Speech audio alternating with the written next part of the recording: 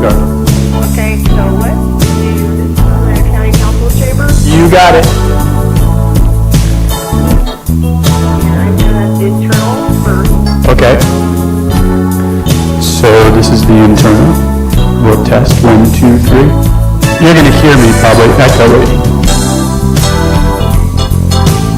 I don't know how long the delay is, so I'll stop and start until you say, I hear something. Okay, thank you.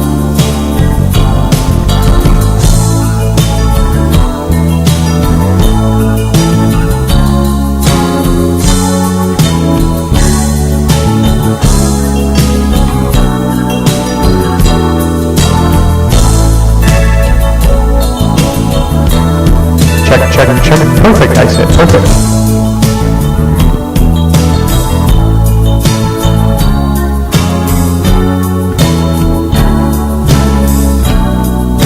I'll do a little practice warbling just one more time, just so you can hear it. This is our second go through to check it.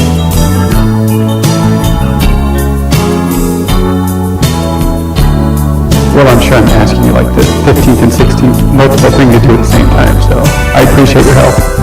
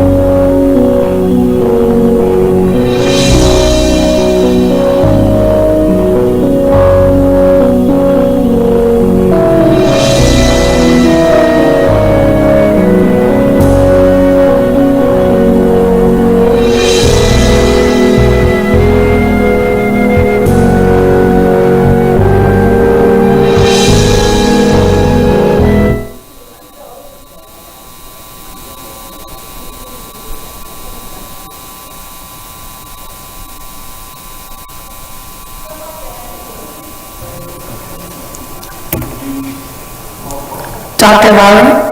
Here. Ms. Post. Here. Mr. Robbins. Here. Ms. Wheeler. Here. Ms. Gertner. Here. Mr. Johnson. Here. Mr. Brower. Here.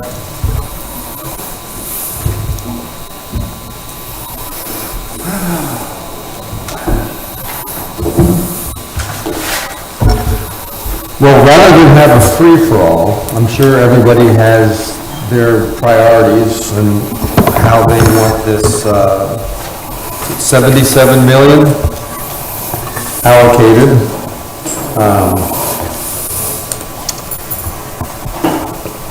I'm not sure what the best way to do this is. If it's to go down the line and see what the priorities and let the county manager give an overview, or Ryan, you would probably be best to do that. Well, you want to... Yeah, Mr. Chair, I'll open and defer to Ryan in a minute, but just to go over some of the kind of the rules of engagement with the money.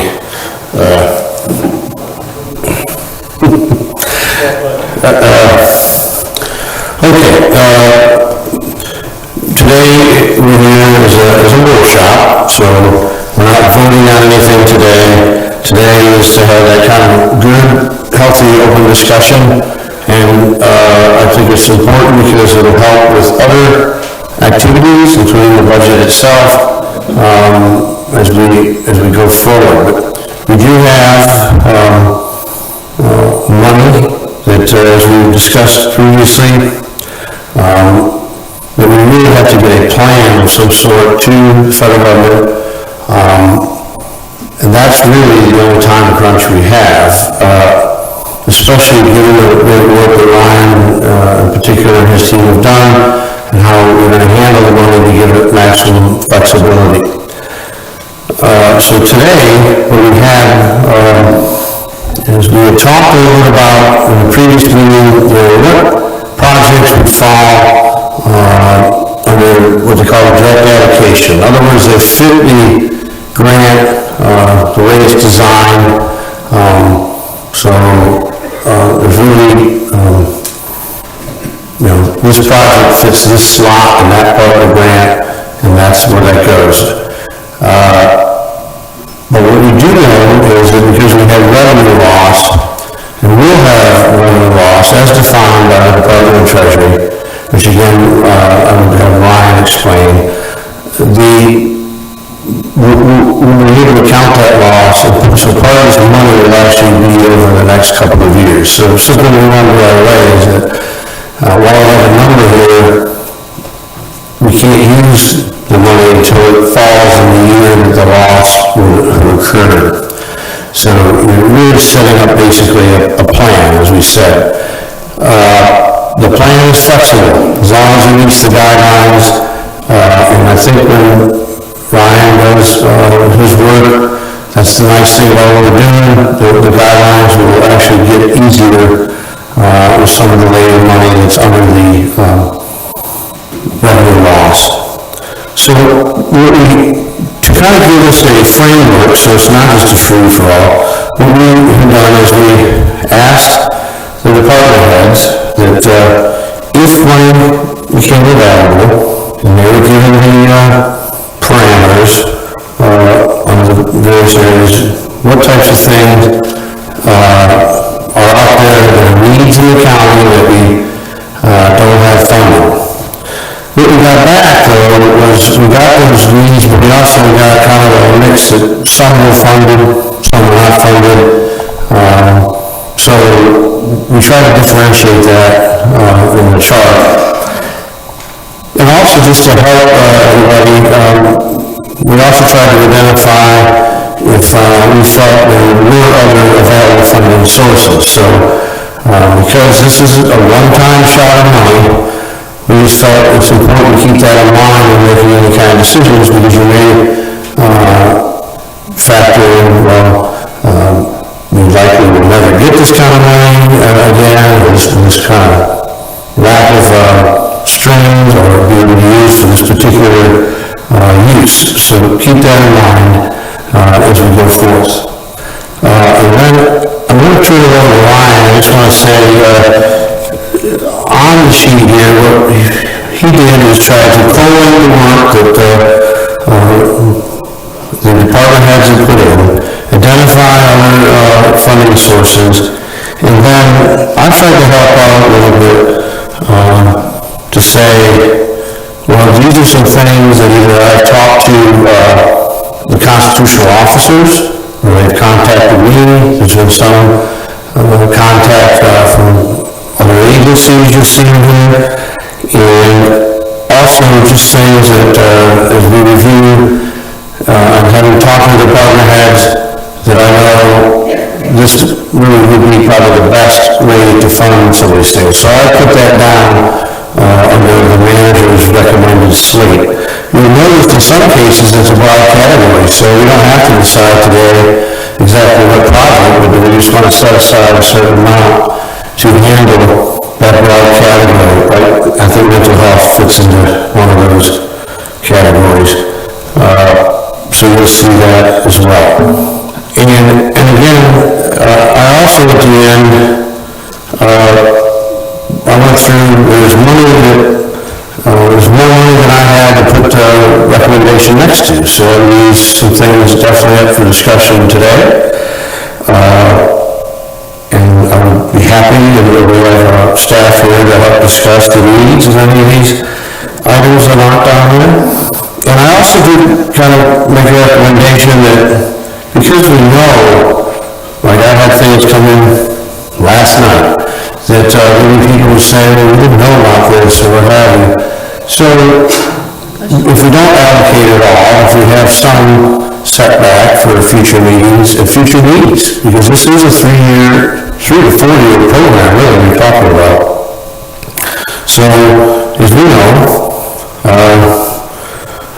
you wake up one day and you find out, gee, with a pandemic or something like that we didn't count on that we had to handle. So that's one of the things we've been very good at through the years. So there are needs out there that we're not, I'm sure, aware of that we may also want to take a look at. But it's an opportunity, and one of the things I'd ask the department heads too is keep an eye towards making it an investment that would help us operate in a more efficient manner going forward. So if there's something that's, has a lot of maintenance going on to it, that would definitely be a category. If there was something in technology or software or something that we could get that would actually help us be more efficient, that I thought was also a good category to look at. What you will not see is anything about salaries themselves, the reason being this is a one-time pot of money. So you can't give someone a percentage raise or something out of this, because what happens when the money goes out, you won't be able to take it back. What we do have in there, it is allowed, is the possibility of a one-time, more or less a bonus for the hard time, hard work and the times that we're in right now. We would follow along a program like that. So we have a suggestion in there, and it's $1,000, and then we can take a look at what kind of increment if you wanted to do more or less, but at least you know the price to give $1,000 to every employee. Mr. Chair, may I make a comment, just since we're in that area of discussion? Sure. So I just wanted to point out to everyone as we're thinking about this, when we talk about the ability of using any of this for pay, for any kind of pay raises or percentages or anything like that, I keep hearing that it's because it's one-time money, it's for recurring costs, but I'm also looking at a number of things on this list where we are looking at hiring additional people for the 3 years, and then looking at using the general fund or some other fund to fund them for the years out. And there's a number of things in here like that.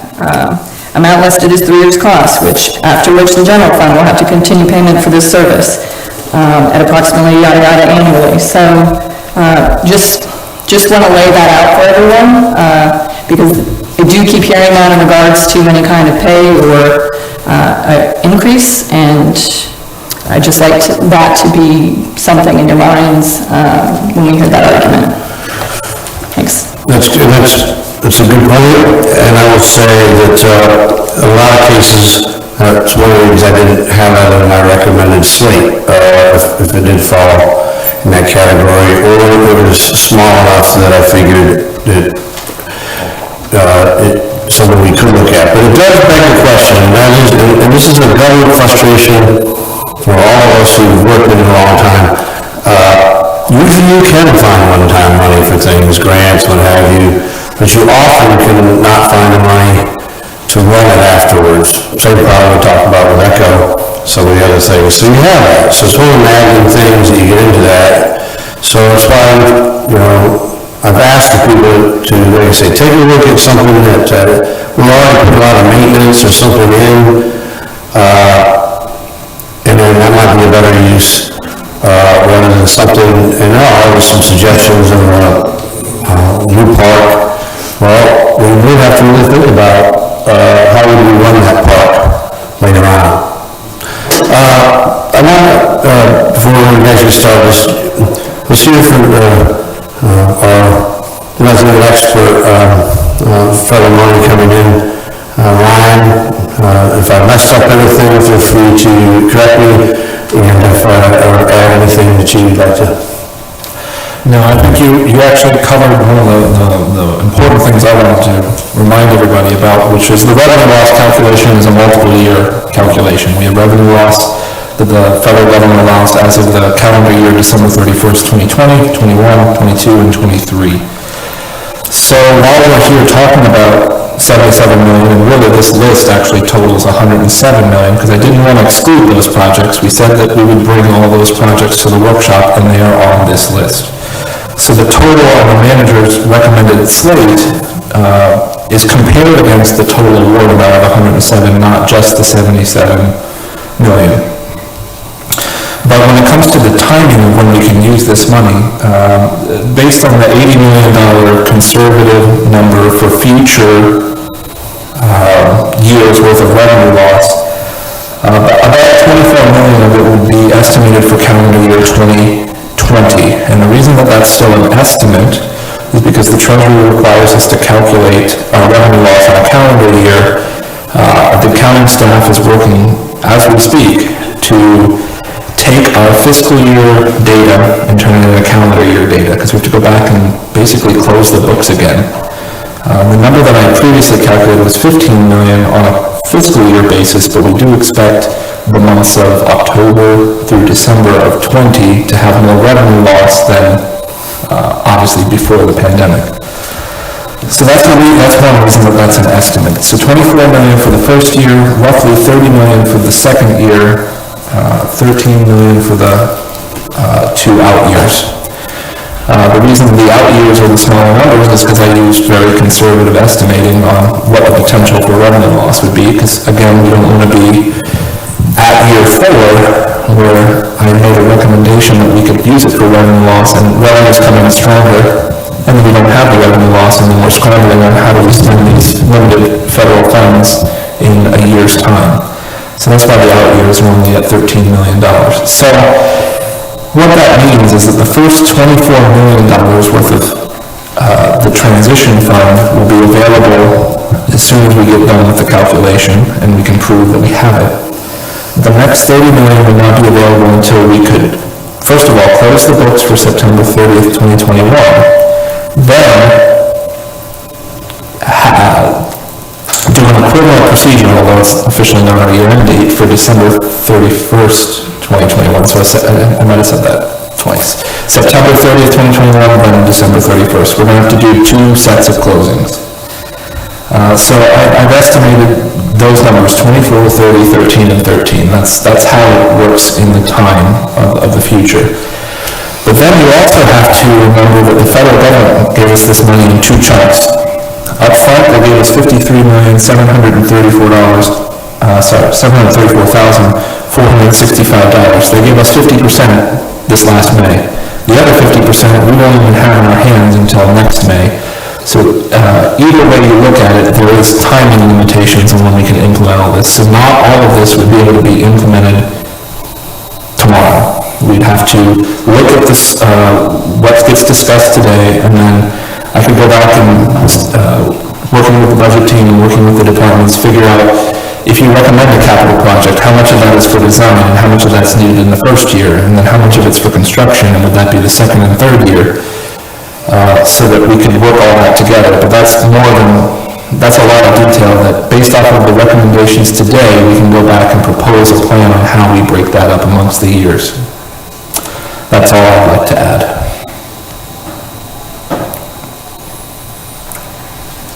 Okay. So, Mr. Chair, we can work down the list and describe the items, or you can, in one-by-one fashion, or... Yeah, why don't we do that, just go right down the list, because there's probably, I know I have questions on some of them, other council members will have questions, and we might need to ask, we can see if the supervisor of elections. I want to add one more thing. I'm sorry. I should have remembered this one more thing. The revised project list you have in front of you is the same list that was provided on Friday. We've just added the 2 additional columns to kind of categorize the projects and put the manager's recommendation. But the projects are on the same page number, so if the council members have made notes on their previous version, it should be on the exact same page. There is one exception to that when we were trying to group all the mental health projects on a single page. So that will just be a shifting of a page, but you can pretty much one-to-one any notes that you've had based off of the previously provided list. Thank you. Mr. Chair, question on something that I asked as well. Do you want us to, how can we do this? We'll just yell out, I guess.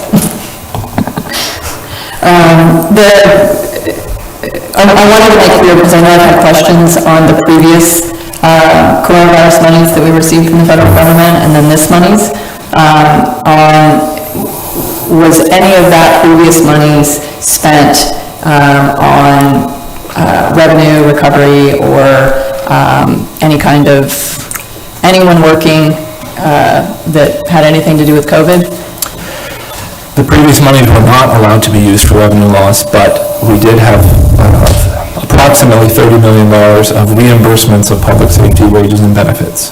That $30 million was then transferred to the Coronavirus Relief Transition Fund, which was presented at the June 22nd council meeting, and the final budget amendment for it was adopted at the last meeting on July 20th.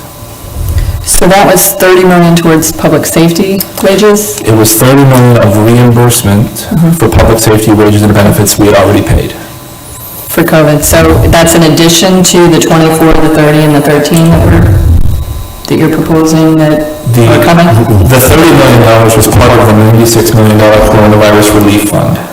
This is all part of the ARPA funds, which is part of... So now my question.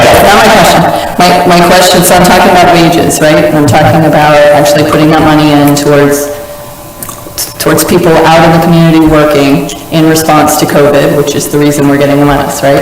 So I understand it's 2 pots of money, but I'm asking all in reference to pushing that money back into various divisions for personnel response to COVID. You're saying in the first round, we spent $30 million on that. We reimbursed wages that were already paid. They were not an additional $30 million of bonuses that were given to staff. I'm not asking about bonuses, I'm asking in response to COVID. It was personnel working in response to COVID, right? Please, I just really want you to focus. I don't want you to add words to my question. It's very important. So the 30 million, we spent 30 million on that before, and then now we're expecting 24 million, you said, for the 2020, and we're expecting 30 million for 21 and 13 for 22. Is that what I got? They're different pots of money.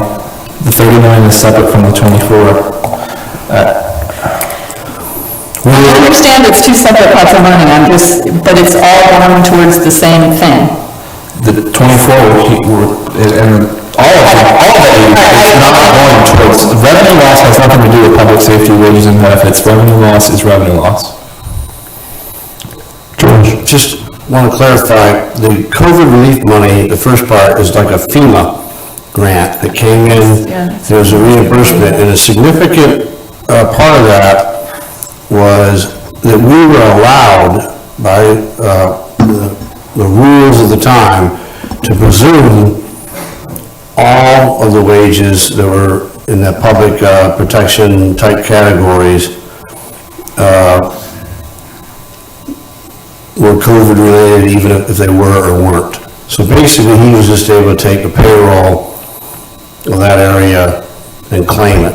There's a presumption that was given to all cities, counties, and everything at that time, even though that's far from the truth. So you had, they were just allowed to take that part of our payroll and get a reimbursement, very similar to a FEMA grant, what FEMA would do, except for in FEMA, they would actually make you tie all your activities very specifically to that storm. In this case here, they just said, you can claim it that way. Is it correct? Yep.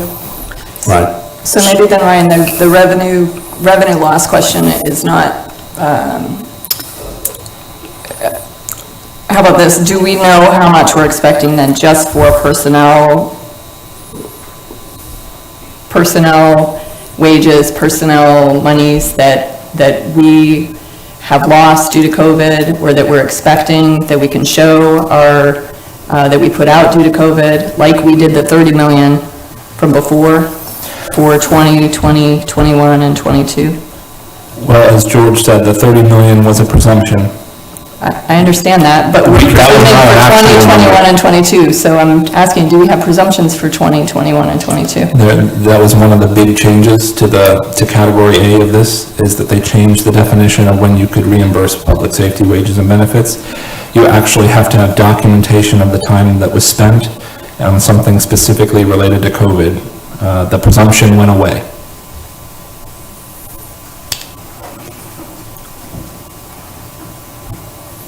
Okay, so you have no estimates or no idea of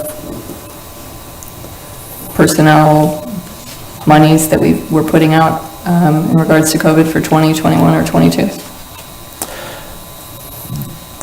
There's nothing in the time tracking system where people are required to put whether they're working on something related to COVID or not. We could come up with an estimate. Never mind. We could come up with an estimate if we went back to EMS call logs and stuff like that, but there's nothing in the time tracking system for Gotcha. that. Okay. Anybody else? Okay, all right, let's go back to page 1. Yeah, on page 1, the first category, and it's probably easier that I talk about it by category. Of course, economic development, there's not a lot of hard capital to be looking at, so what you do see here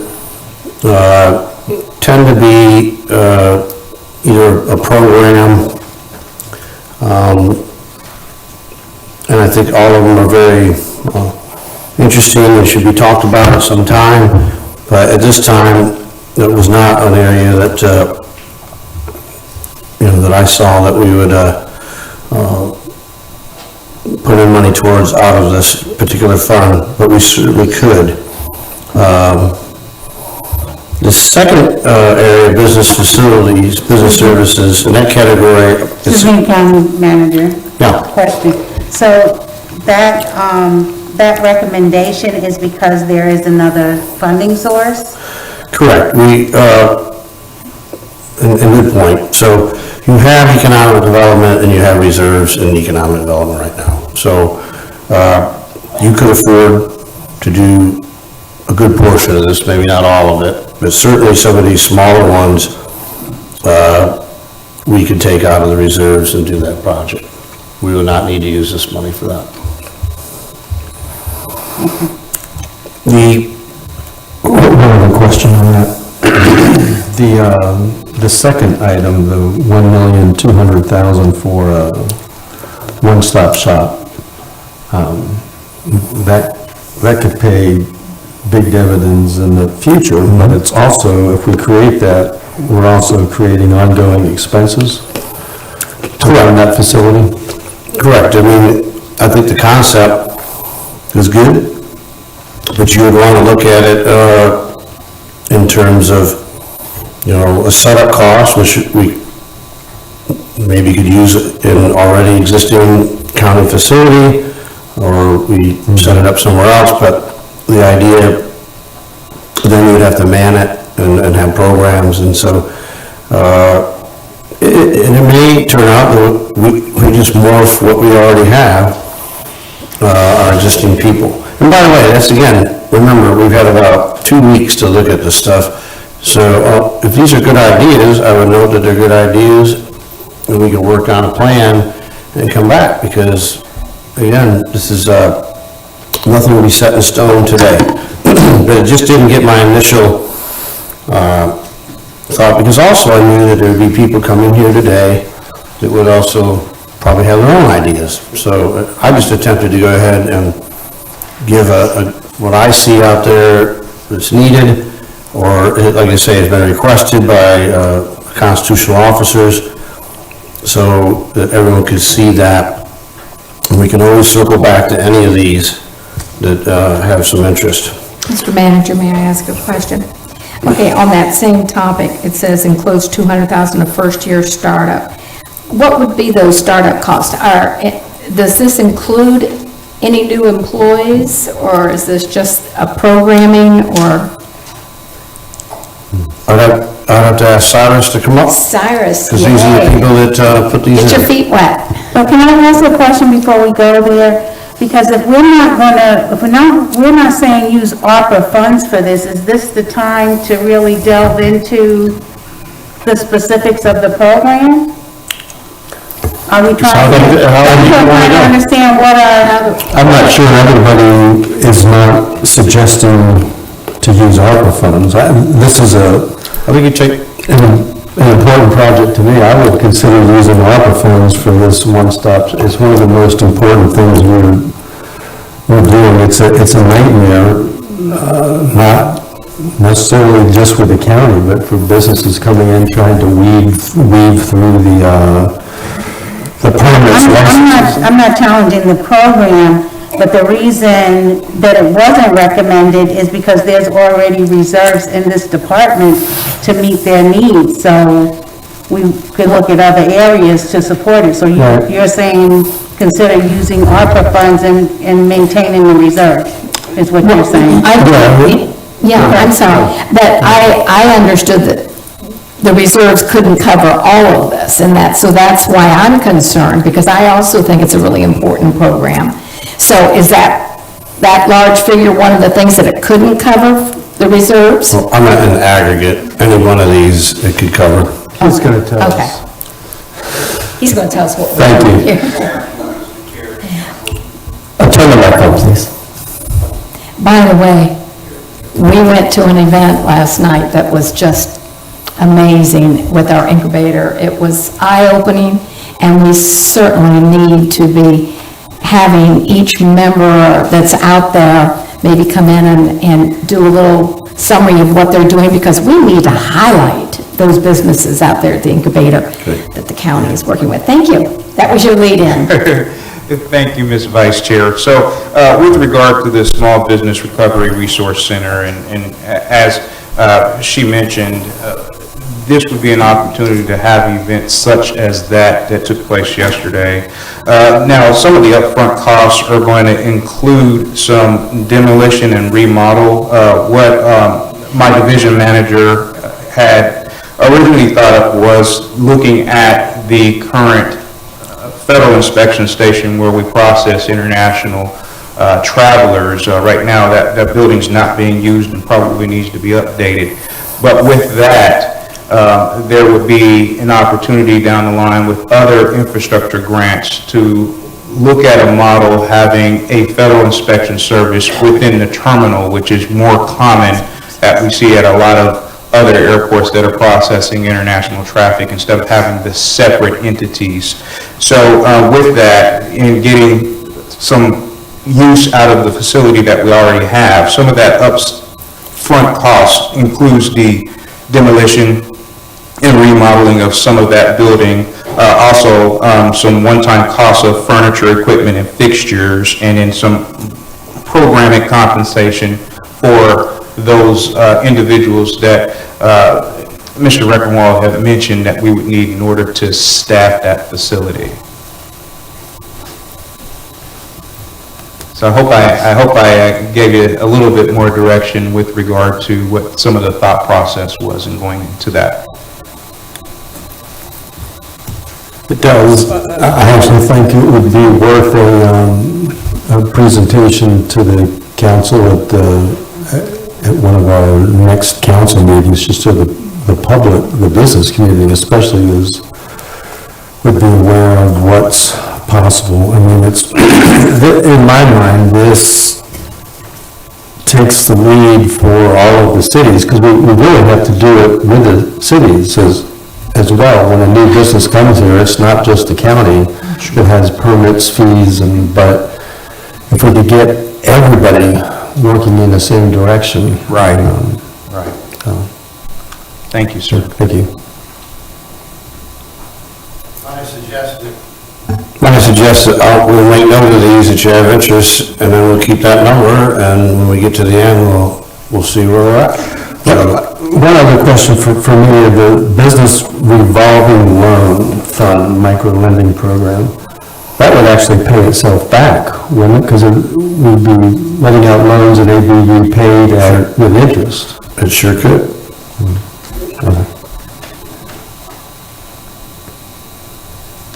Okay. Thank you. Thank you, Cyrus. All right, the next item in the business services area, this is a request to the constitutional officers, the tax collector and supervisor of elections. And we've been working on actually space for the supervisor of elections for some time. They have a warehouse that does not meet their needs and is not located adjacent to their main office. So also, the tax collector, as we know, will be taking on additional responsibilities that'll include driver's licenses, and so he has an interest in moving to a larger facility as well. So we could recoup some of the revenue back. There is a technical college in the building as well. We could recoup some lease money. We'd also be saving, because we're currently leasing space right now where the elections division is in. We have money set aside for the elections warehouse of $5 million.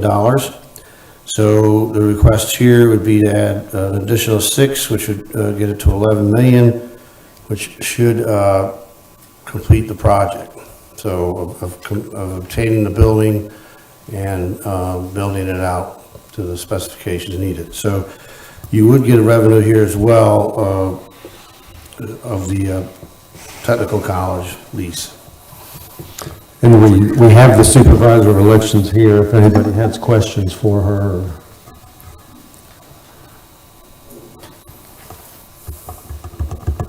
No questions, but good afternoon, everyone, Mr. Chair and members of the council.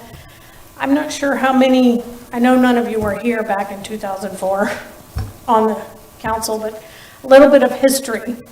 When they were looking, elections used to be over here at the building on Florida Avenue, corner of Florida and Rich. That, they outgrew that. And in 2003, and forgive me if I'm wrong, George, but I think that in 2003, they started looking at 2 spaces, one being the historic courthouse, one being this building in question now, of where to move elections. And the historic courthouse won. Beautiful building, but as you know, it does not create good space for elections. So we found a space. darn if the timing would have been better. We could have already been in this building, hopefully. But this is a great space for elections because the space that we are in now, I hate to say this, but we have just about outgrown it already. The way elections are growing and, you know, with the census numbers coming out, the number of people that are here in Volusia County now, registered voters, I did not ever think that we were going to hit 400,000 voters, and we're almost at 450 now. So Volusia County is growing, but this space could be shared with the tax collector as he needs more space, but it is a wonderful building, and the parking would just about all be ours, which is great. I mean, if there are any questions.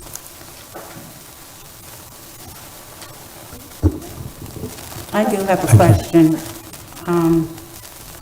What's the square footage of that building and what's the lease payment from the school? Well, here's the... Good afternoon, council members. Jim Corbett with Facilities. So the total square footage for the Florida Technical College is 72,000 square feet. And that includes approximately 22,000 square feet of warehouse space. So you've got about 50,000 under air. But that's not the part that elections is going to go under, right? It's going to be roughly split. So we have proposed for the tax collector 8,500 square feet. Lisa is going to have 14,000 for Suite B and then another 22,000 warehouse. Okay, and Lisa, what do you have now? She currently has 17,000. Oh, excuse me, 10,000 office, 17,000 for warehouse. Opposite.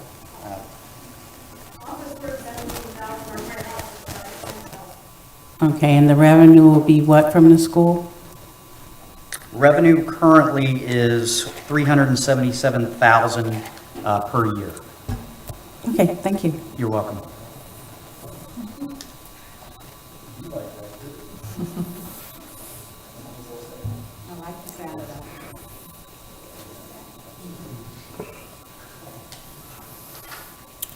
Okay. Okay. Next category, this is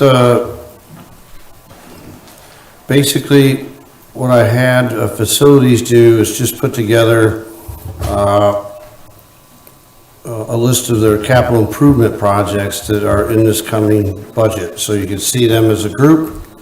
This is an option to fund these, or if you want to take the option of funding additional stuff out of the ARPA, we can take that. But just, you can take a look at what the list of projects are.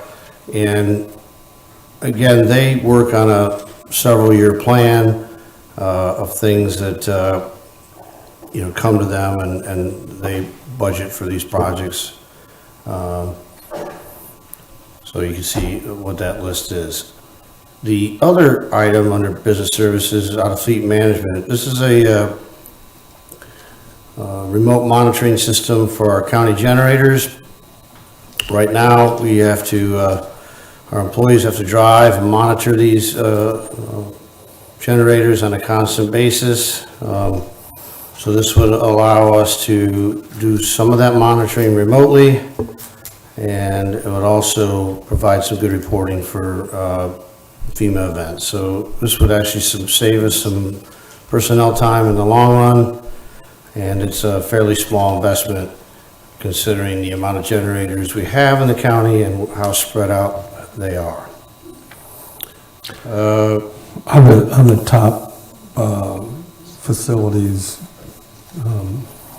capital improvement, on that long list, are there things that absolutely are going to have to be done one way or another? Well, I would say, and I would have to have facilities come up and speak to them, but just again, off the top, I would pay particular attention to the water sewer line replacements. Also, when you get into the building envelopes, we have leaks that are getting into the historic courthouse, so you know, things have to be sealed. These buildings, as probably everyone should be aware, based on recent events, need constant maintenance, waterproofing, and these type of things. So, You know, the courthouse annex roof over in Smyrna definitely needs to be done as soon as possible. Now, the old elections building behind us, that's sat there for several years. It could sit more if needed, but we should be getting rid of it soon.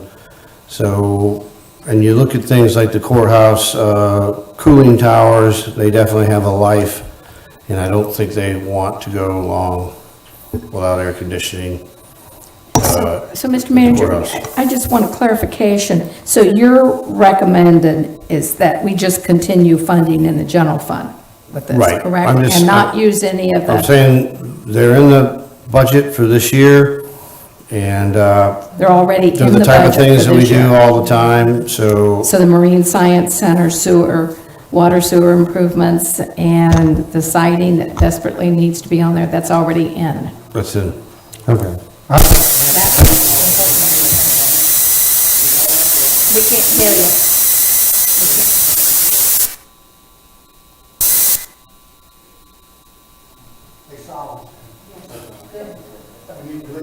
We paid them extra to do that. We can always watch it during the year and pick and choose.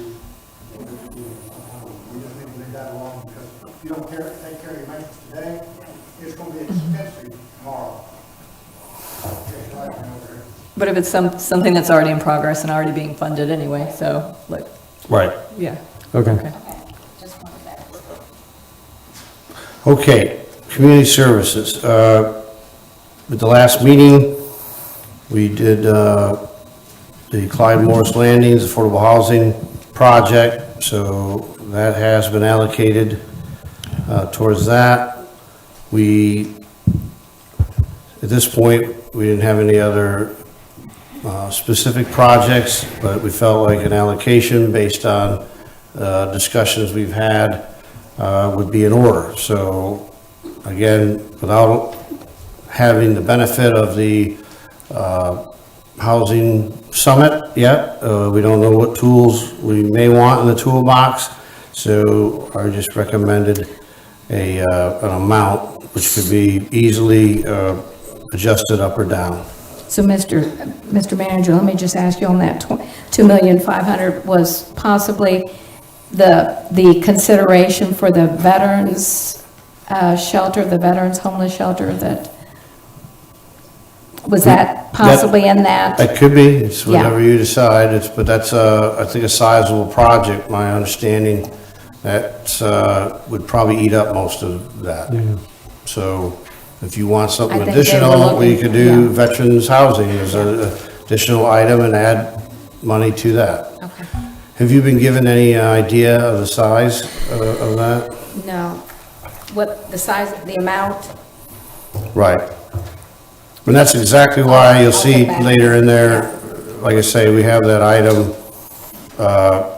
of future needs, because we didn't know, we knew the stuff would come like that.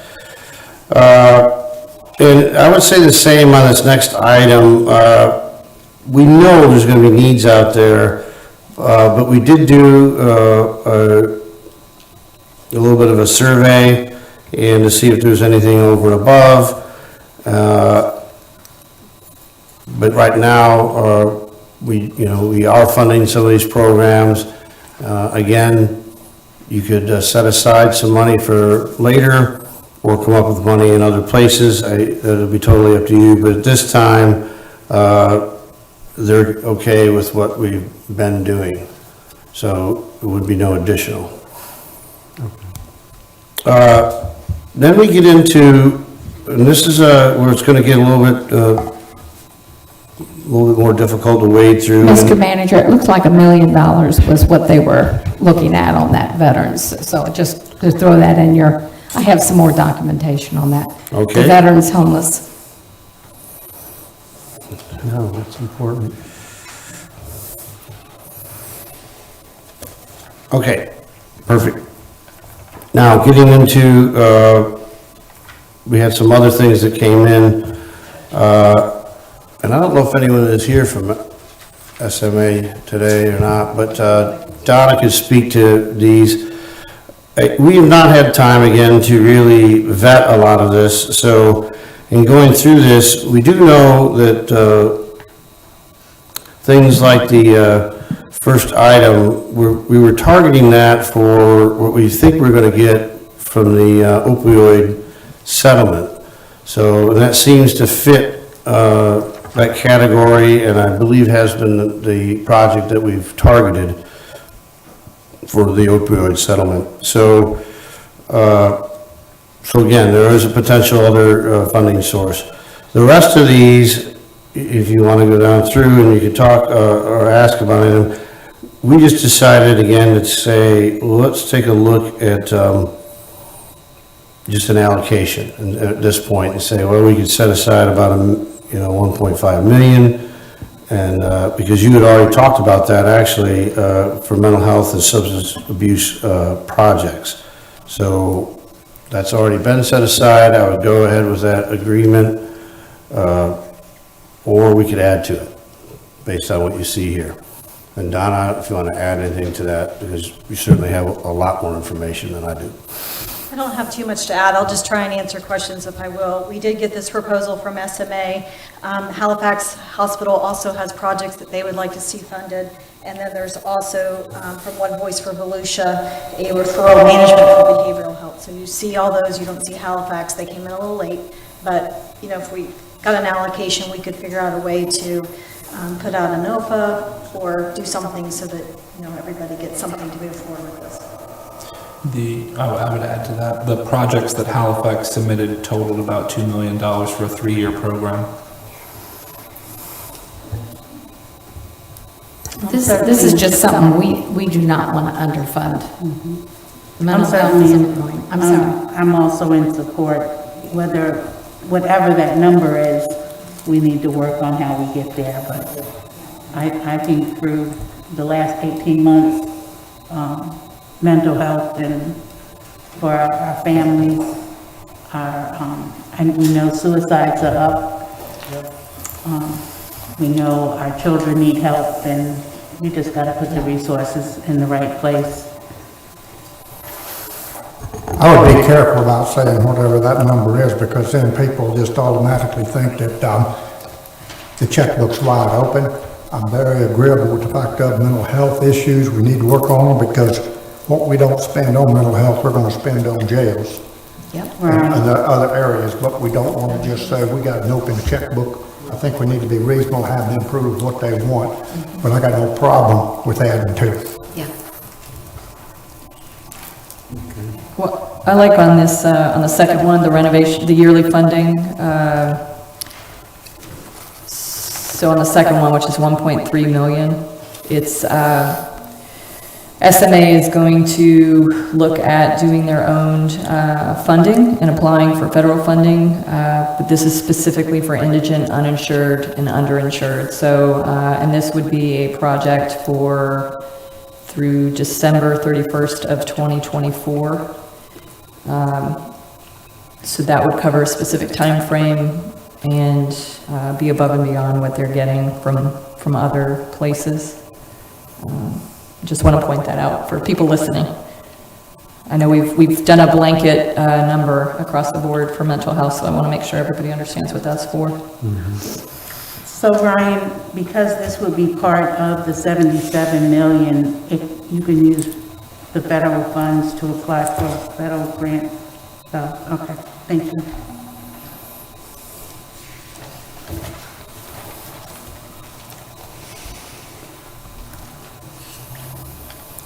Okay, into libraries, and we discussed this, I think, in the previous meeting. This was, I think, a very good idea that Lucinda had come up with even before we got into the ARPA money. And it is the idea, and I think this is one of several type programs like this we need to look at, of putting together places where people can go and get a social worker that can get them to the various benefits and programs in the area. And also, I think it's been added up, the idea maybe even developing the book, so to speak, of that could be handed out as part of this to our first responders, people that are in contact with people in crisis in the community, so they could help put that together, as well as be a resource at two of the major libraries. This is something that this contemplates it being a 3-year program. So it does break the little one-time thing, as we said, but I looked at it as a pilot program, but I felt like I was getting the results that we were looking for.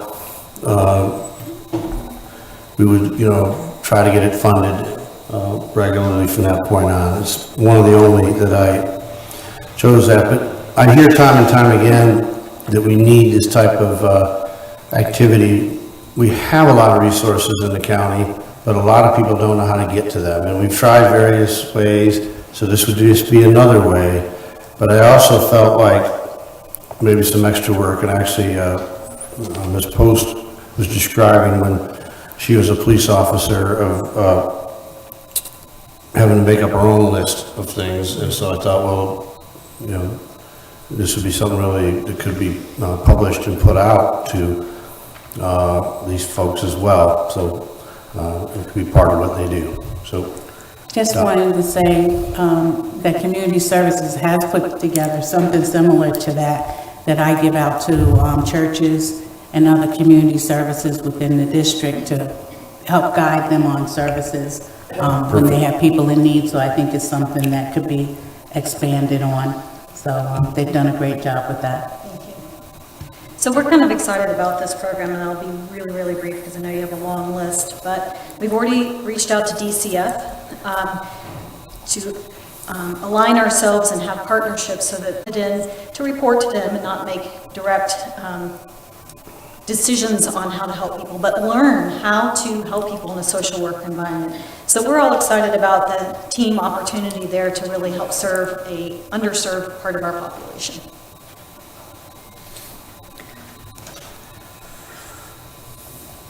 So I have questions and comments on this. So as George mentioned, George and I have talked about this, specifically that book. So when I first moved to Volusia County in 2003 and went into patrol in 2003 here, I asked everybody on shift, hey, I kept running into an elderly woman that was walking away. She had Alzheimer's and kept saying, hey, what are the Alzheimer's organizations, or who can help this woman, who can help their family? And then there were so many other issues like that I was coming across, right? And nobody had any information. So, and really in that role, the job is to find solutions, right? So not to just keep responding to the same calls. So what I did back then was went to the phone book and went through and found every nonprofit imaginable, contacted all of them, said, do you have any brochures? Do you have, whatever, and created the file cabinets in the back of my car and created those for my shift in my department. But no one had anything like that at the time. And then we came up, I know the last decade or so, we've come up with 211. But I have to tell you, if you go to 211, it's broken. There's not, you don't get the information. I'll also say I've been to many One Voice Volusia meetings. There's like 300 people at those meetings, amazing community services workers from all over the county that are all working to help these people in the community, but there's not a lot of correlation across the board. So nobody's, there's not a lot of that information passing to where people are able to get the services. With that being said, I definitely like the idea of us creating some sort of book or program, but I think it's also 2021 and maybe doing, I mean, it would be so simple to create a website. I've been working for like 6 months trying to gather I've told everybody and their mother, send me whatever you have, but and I know you guys do that, everybody's doing that, but everybody's doing it in their silos. So, but my question is how much would it cost to just create a website for the county to have a website that actually houses all of this, like the United Way is supposed to have? And I mean, we have people that provide all of these services. I like the idea of someone hand-holding and walking people through, but do we need to pay $500,000 to do it? And can we maybe just start with creating a website? I mean, when these people start, so if we spend the $500,000, we get two social workers started, they're gonna need that general information anyway to really get started. So what I would ask is maybe, how about we're looking at a lot of stuff here. How about we save on putting 2 additional people in the libraries? Because we do have a lot of people that work in the libraries that offer assistance. We have a lot of people in the health department that offer assistance. In all of these divisions, tons of community services personnel that offers information. So why don't we save the $500,000 and just start working on creating that website, and then we can direct everyone to the website. And then certainly if anyone has any questions, we can try and respond to that accordingly and maybe look at this in future years. That would be my suggestion.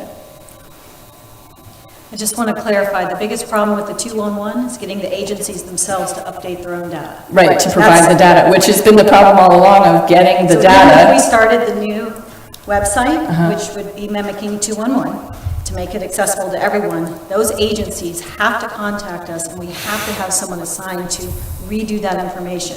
There's calls for that information that go out quarterly, and people don't respond. So if they don't respond, then they're left with having to have the same information. It is a definite challenge. We know that it's not successful like it needs to be. We have not addressed it in terms of how do we get that to actually occur. So I would just say we need to figure out a way, and if One Voice meets every month, every other month, that's a great opportunity to get all of those organizations. And if we actually have a website and tell them monthly that you need to update your information, I think it can go a long way. Certainly any referrals that they get are going to be money in their pockets. So that would be my suggestion on this one. Yeah, this is one that I actually had questions about, not because it's a good program, but again, it's the one-time money for ongoing expenses. It's for what? For 3 years. But you just said, George, that after that we would find a way to fund it. So it's a question mark for me, not, we'll see where we end up with the money here, but it goes quickly. So, go ahead. Okay, the next project that was out there was, this is the Bennett Veterans Memorial Park. This is down in Orange City.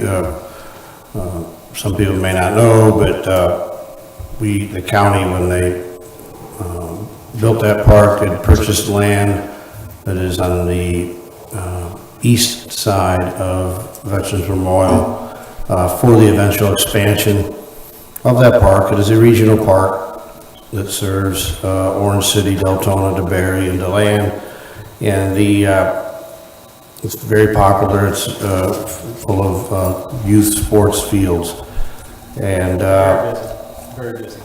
Yes, and I know we are constantly being asked for more ball field space. It's probably one of the more stressful things that the Parks and Rec people have to deal with, trying to find practice fields and stuff for kids to play on. So it's I think it's something that's needed in the community. At $10 million, and given what we had, I just felt like it was a very big ticket that may take up too much of amount that's there. There are other ways, and it's certainly something we could look at. We could start the process of design or something, but, and look at maybe trying to fund it with impact fee, park impact fees and echo. So there are other categories. It just would take a lot longer, but the idea is it does have an alternate source. And then what you see, similar to what we had with the facilities, the next item really is what's in the Parks Capital program now in the general fund. And so you can see the list of stuff that they have, and it's really updating a lot of the playgrounds that are out there that are certainly getting a lot of wear and tear. So there is a Lake Ashby fishing dock, which has got to be at least 20 years old itself. So again, probably in need of replacement or major rehabilitation. Mr. Manager? Yes, sir. I'd like to add one thing in there, if I could, something to think about. Tim could maybe give some input too. I know when we had everything shut down, the Lyonic Preserve Educational Center wasn't able to do anything. And it's been open, getting on the 15 years, I guess, somewhere around there. And there's probably some help there with some of the exhibits in the building that could maybe be looked at. Tim, do you feel that? Maybe is that? That's actually Clay. Oh, okay. Or Ginger, yeah. Ginger. I didn't see Ginger in the audience. Oh, really? So It's actually, I received... I'd like to at least look at it, Right, and I received some comments on that late last night, so, Clay, go ahead. Just a thought. Yes, we have exhibits that have been in there for a considerable time. Anything that we can do to upgrade those would be greatly appreciated. Yeah, I'd just like to see us look at that and include that.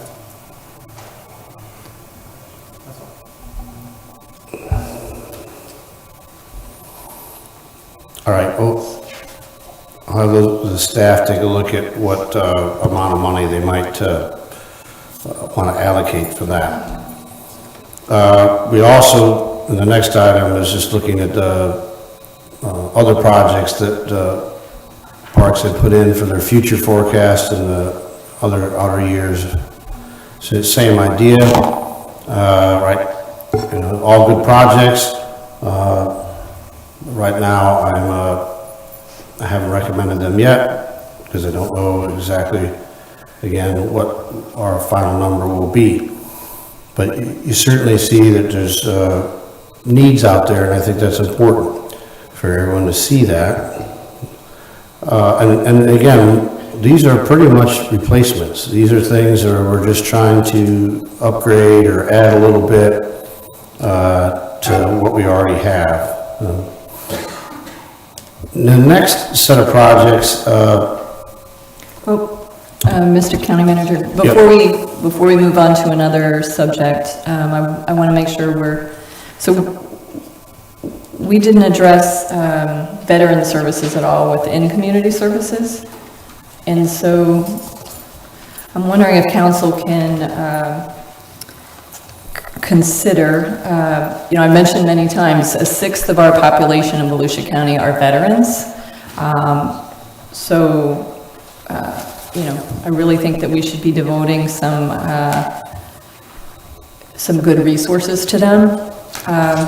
And it's not just your World War II veterans, we have a lot of Iraq and Afghanistan veterans. We worked, the last 2 years I've been the vice chair of the National Veterans and Military Services Committee. We worked a lot on the toxic burn pit legislation. We have a lot of people in our county that are hurting, that are veterans. And veteran services also brings, surprisingly enough, they bring a lot of money back into the county because of the benefits that they end up finding and bringing back in. So I know we had talked before about the creating a website or creating something that has those different social work information for the public. But what I'd also like to do is see if we can, maybe as a separate item, create some sort of community outreach for our Veteran Services Division as well, which would include a website. I think it would be very beneficial for our veterans to be able to go and actually pull up online what their services are or what their benefits are, and then call to ask questions. We have veterans that wait at the offices to get an appointment, and just like One Voice and just like a lot of the other many nonprofits we have in the county, we actually have a lot of veterans organizations that are willing to help. We just had another canine organization that started, but no one knows about them. So it would be a wonderful opportunity for us to consolidate that information, to push it out in the community, and really to help to serve a sixth of our population. So I would love it if council would consider pushing out some of this ARPA monies for something that responded to that, whether it's creating that website, maintaining it, whether it's community outreach officer, who also additionally had that responsibility, and then as always, I'm always asking for an additional Veterans Service Officer as well, but certainly community outreach. So. Do we not have anything like that with any kind of community outreach at this point?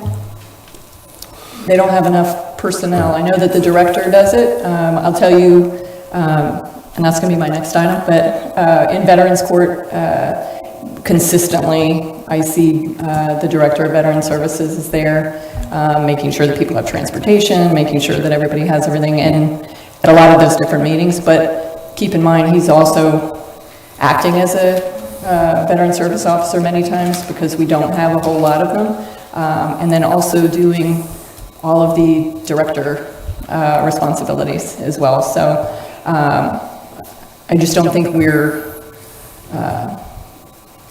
really providing as much that we could for our veterans in county.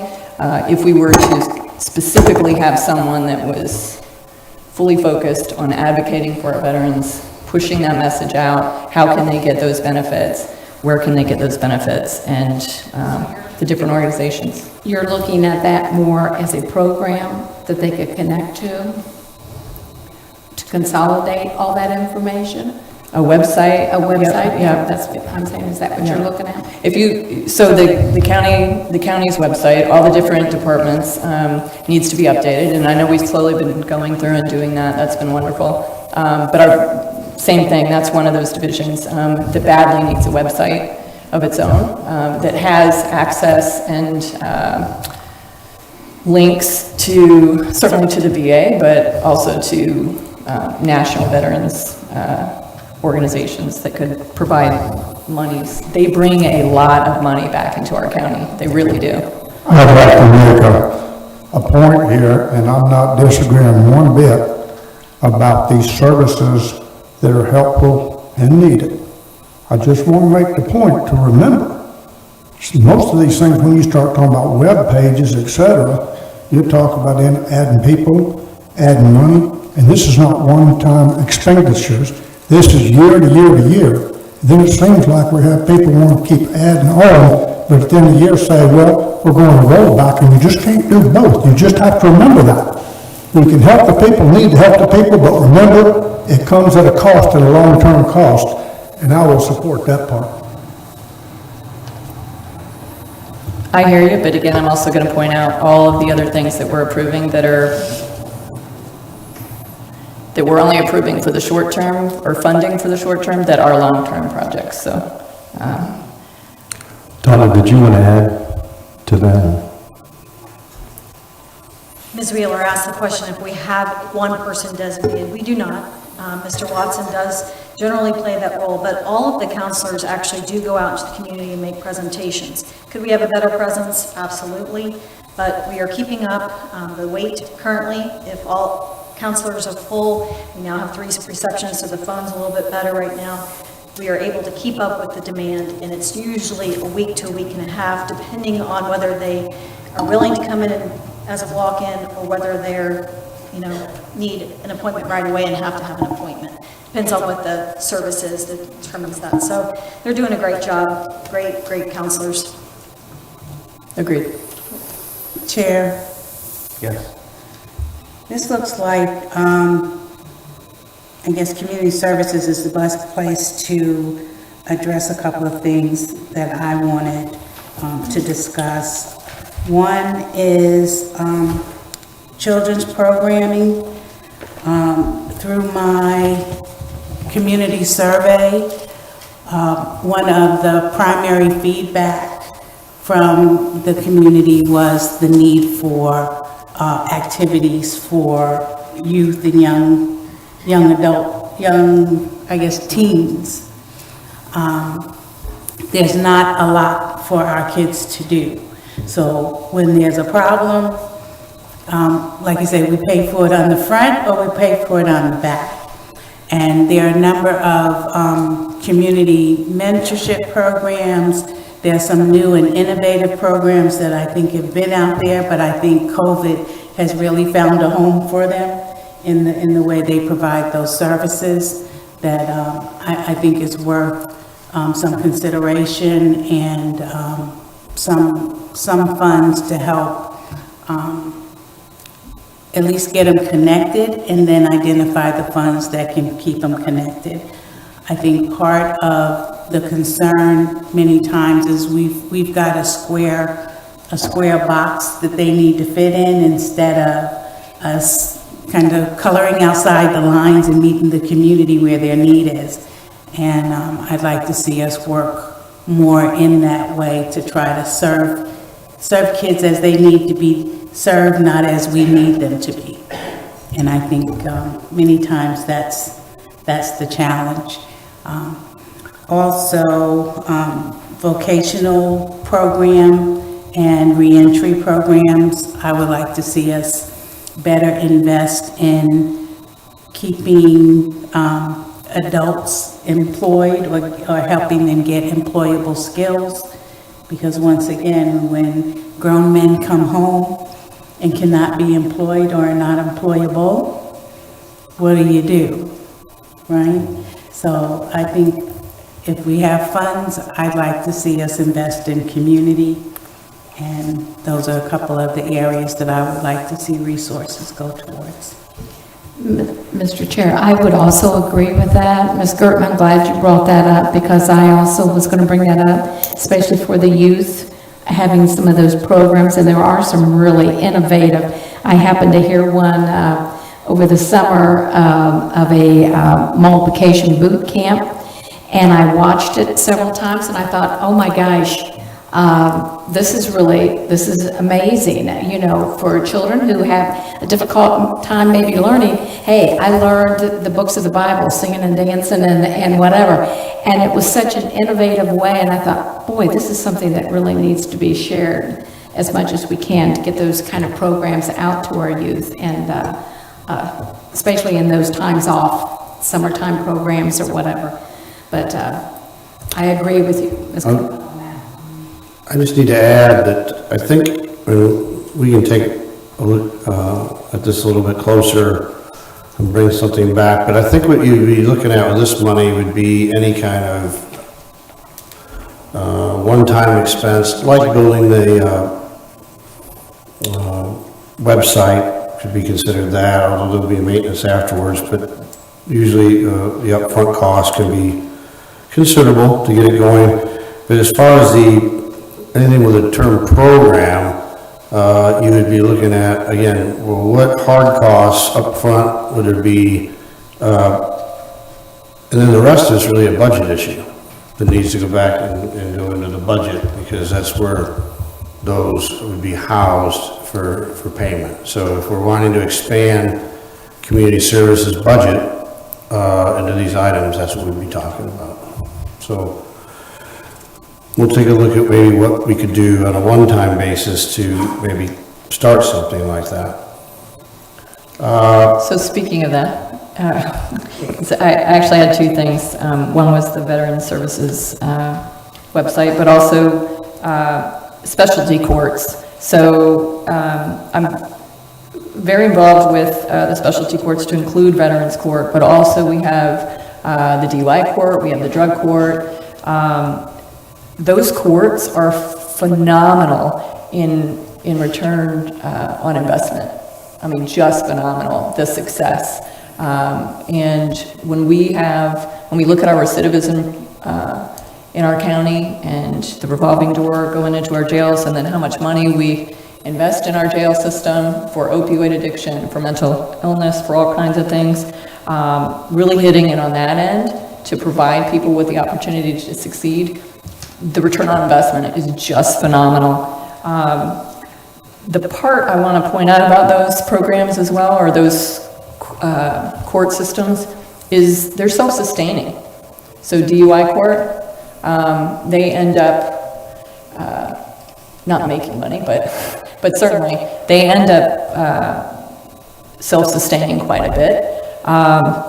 And I just think the return on investment, if we could look at using some of the ARPA funds to give our three main specialty courts a boost, because they can always expand, and when they expand, again, the opportunities for success are just phenomenal. So you think of one person, and then think of that ripple effect of their family, their kids, getting them out of that generational gap. It's just unreal. So pushing some monies into each of those three courts, so the Veterans Court, DUI Court, and Drug Court, I think would be a really good return on investment to give them a boost and let them see what they can do to expand their programs. And so not recurring monies, just to see what they can do with it. And I guarantee you, I've talked with all of those judges, I keep in touch with them regularly, and I guarantee you they have some really good ideas that would be tremendously impactful. So I just noticed that Donna, all of my suggestions are for your budget. So yes, Donna needs more money. We're not complaining, Donna, we're trying to pour money into yours. Okay, we'll try to move along here and get some of these other projects knocked out. Again, the top area, which I started, would just be similar to the item before, just in the outer years.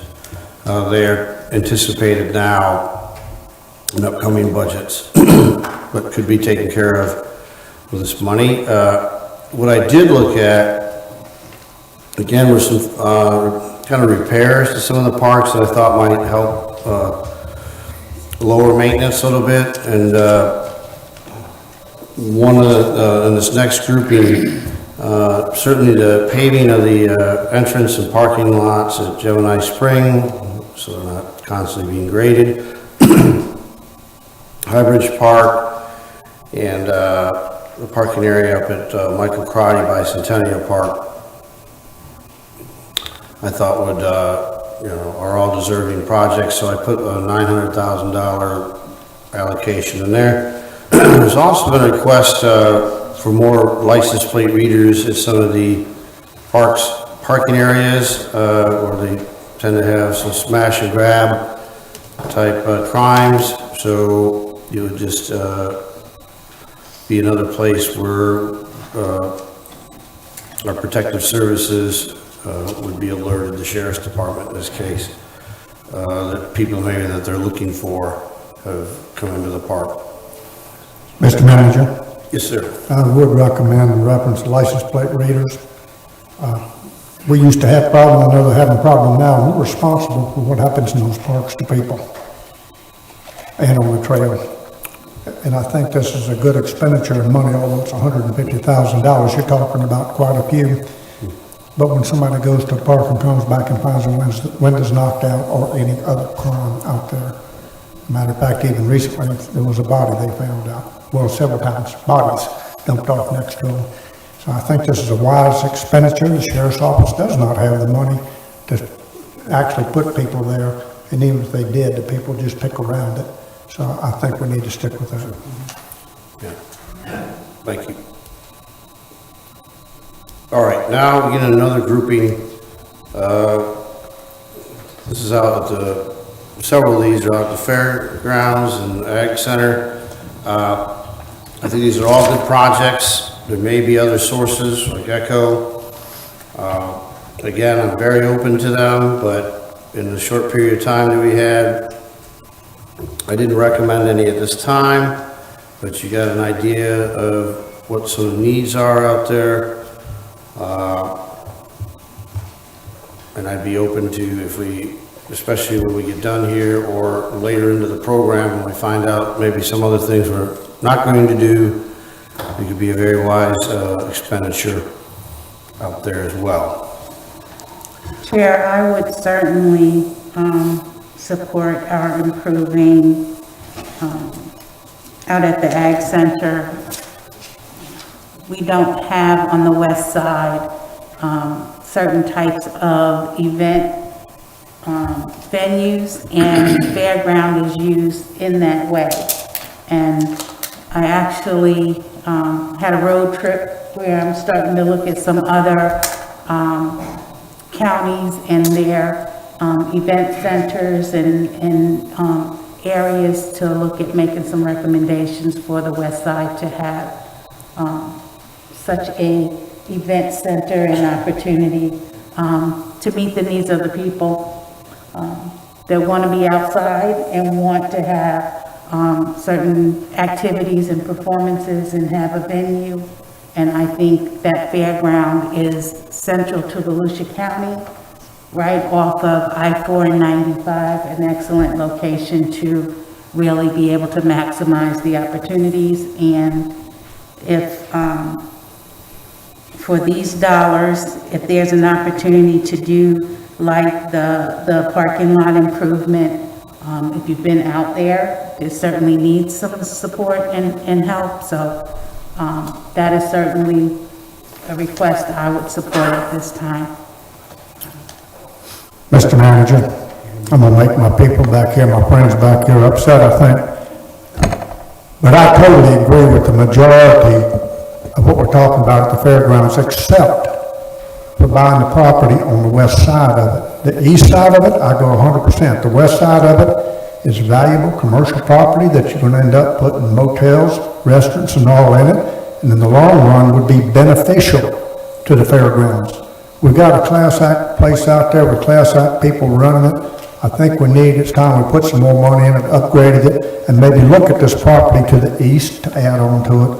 But once again, don't use up your commercial property that people will put motels, restaurants, other things in there that actually add to the fairground experience and give places for people to stay and eat and keep them in that area.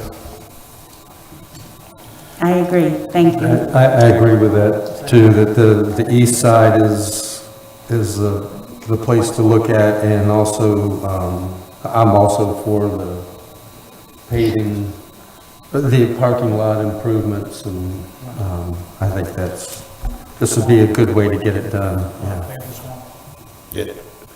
I just want to mention that there is a letter here to council that we'll put in the record from Bill Hester, chairman of the Agri Interrelationship Committee, and it does, of course, support these projects, and he just has a little bit different breakout, and I can get a copy to council before the end of the session so they can take a look.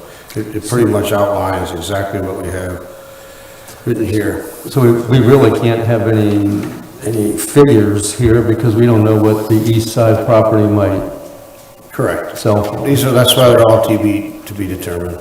Again, these are very good projects, and again, one of the reasons we left some wiggle, because of things like that, we don't know, given the time we're at, but if it's something that's interested, it would be marked down, and we would, try to get a little bit more information to bring back. What's the acreage, do you know, on the east side? I do not. Does anybody know? Where is the Farm Bureau? Right behind you. Oh, don't know. Yeah, okay. Sounds like we're all in agreement anyway.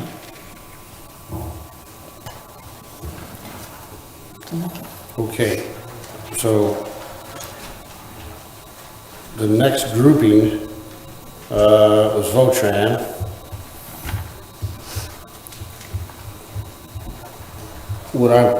Again, these are all, and everybody did a great job, by the way, given the short period of time that they had of putting some stuff together here. And again, these things there's nothing outrageous. These are a lot of replacement type items, and in Votran, they will have to change out their radio systems. They're looking at that. Onboard computers, also their fare box collection system. There's another one that needs to be upgraded. And of course, the bus stops and onboard safety enhancements, we've put some money aside and on some of that as well already. And the budget, I would say, they're also available for FTA grants. So I think this is a good, I think we should attack the grant world. And see, Votran is that kind of example again. You can get money for buses and one-time expenses. It's the operating of Votran that is the most difficult part, because that is on us. So I did not recommend any of that at this time. There was a duplication, and because they had put it in and I wanted to show everything everybody put in, the intermodal transfer facility bridge repair, this is what that is the bridge that runs from the parking garage over to the Ocean Walk shops. So, because many people don't realize that the bottom of the garage over there is the Votran facility.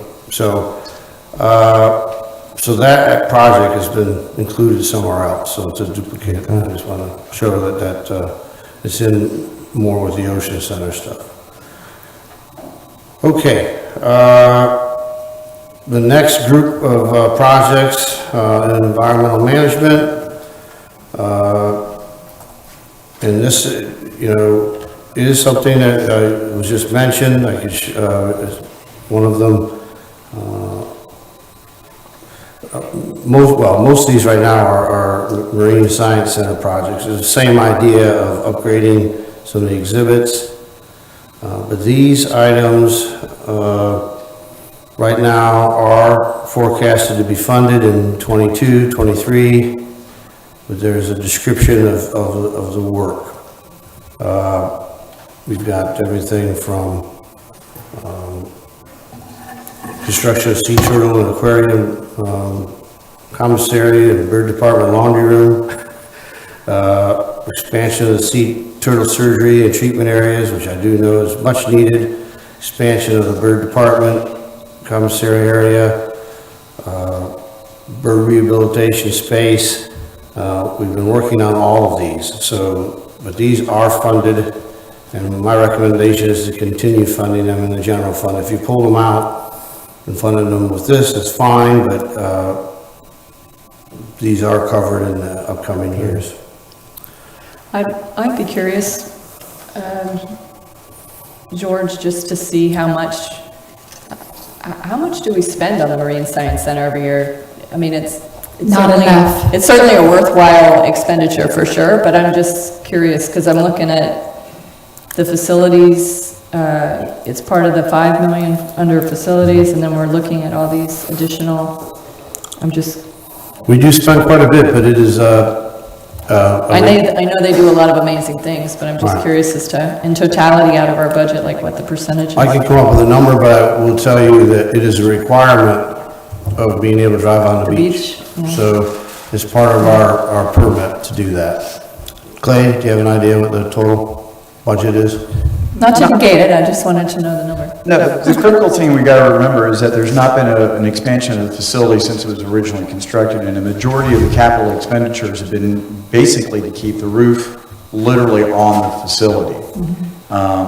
When we went to re-roof it, it blew past all of our previous expectations as far as cost.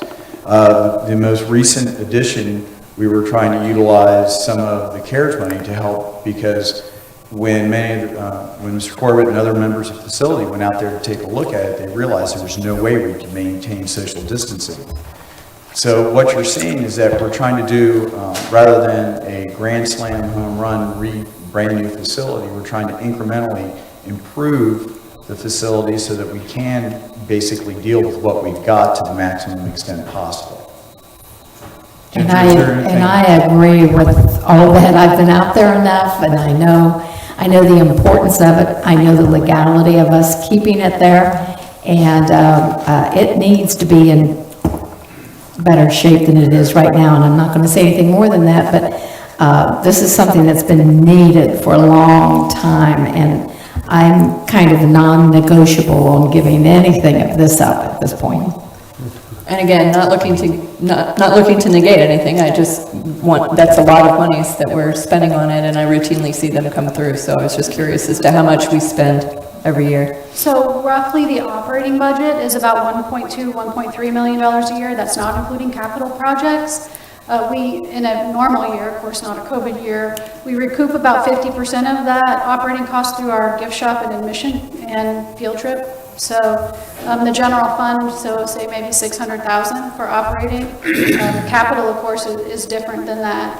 The building was built in 2002, and it's roughly 5,000 square feet, and we get 100,000 visitors a year. Right. This year we've had a record number of sea turtle patients, and we see about 1,200 bird patients every year. So it was never intended, when it was built, people didn't think it was going to be as needed and popular as it is. So we're just busting at the seams, basically. Okay.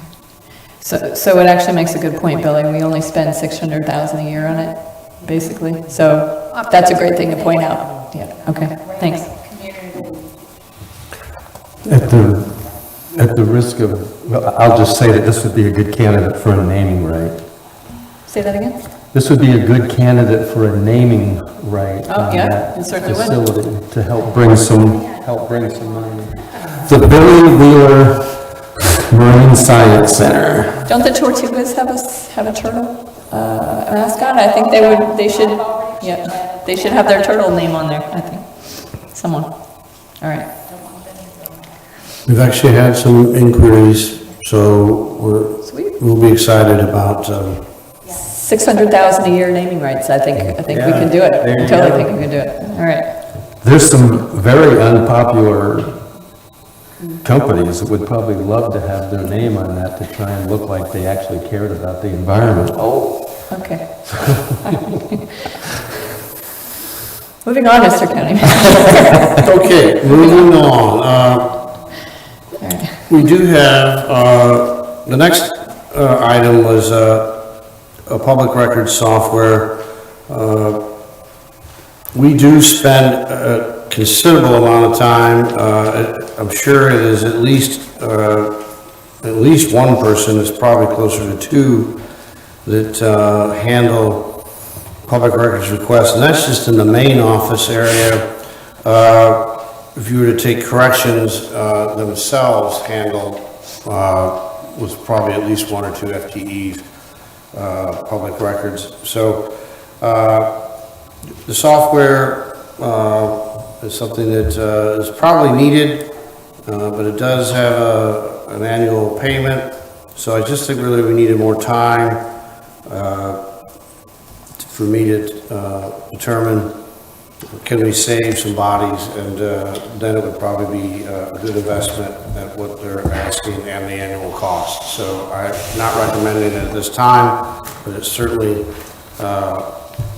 is something that we need to be looking at to the future to get more efficient. George, so you're not recommending the public records software right now? Not at this time. I know that's an issue that council has brought up on a number of occasions, not specifically the public records software, but just software across the board. So permitting, those different areas where we could work to streamline things. To me, that kind of stuff is a priority to move us into, to get us to here. Right. And I mean, if it is such a small ask, which it really appears to be, and in essence, we could actually,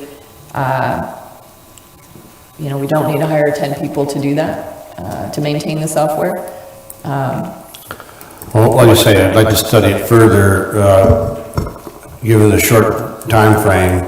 I'm just saying that at this time, but I definitely am encouraging them to look into softwares to do exactly this type of thing. And so I'm trying to get council's consensus to Continue. on these kinds of things. I think, I'm assuming, my understanding is we're all on the same page on that kind of stuff, like the permitting software, this kind of software. I think I see HR software here as well. I mean, anything having to do with really moving us forward into technology. Does anyone have any discussion on that? You're talking like more like a 24/7 live help that does like a search of our website or municipal code information, permitting, all that stuff, kind of like a car lot? With the permitting division, yes. Right. Yeah, and that's, I think that's really one of the biggest complaints we have from anyone within the permitting division. Well, it's navigating. With the public, right? Is trying to access that information and get stuff that's up to date, so that would sort of rectify that. But every division, or a number of divisions, have the need for something like this to really move us forward. And What it can do is cut down on staff time, like. If you Exactly. If you look at Daytona Toyota, good-looking guy, good-looking girl pops up to say, hey, how can we help you? Type something in, search engine, it hits on 5 key things, and you don't have to have somebody answering the phone and all that stuff, so, yeah, good with that. So you want to authorize the staff to look into updated software in targeted departments? Is that what? just across the board, yeah. I thought that was pretty much the direction already, so because it's on here and we don't have the information on it, I want to make sure that is the direction that we have given and we are giving, and that we are moving forward on those things without even the ask. Very good, we are, and actually, it's one of the reasons I was comfortable not recommending it for this, because it is something that we're working on in general. So if it turns out there's money left, you know, certainly that's an easy one to pick up. But, again, a lot of these areas are already budgeting and working on these type programs. Excellent, thank you. The next item here in the manager's office really is just the place this lands is, as we had talked about last meeting, Ryan, is we have like an allocation of just COVID direct expenses that would fall in the direct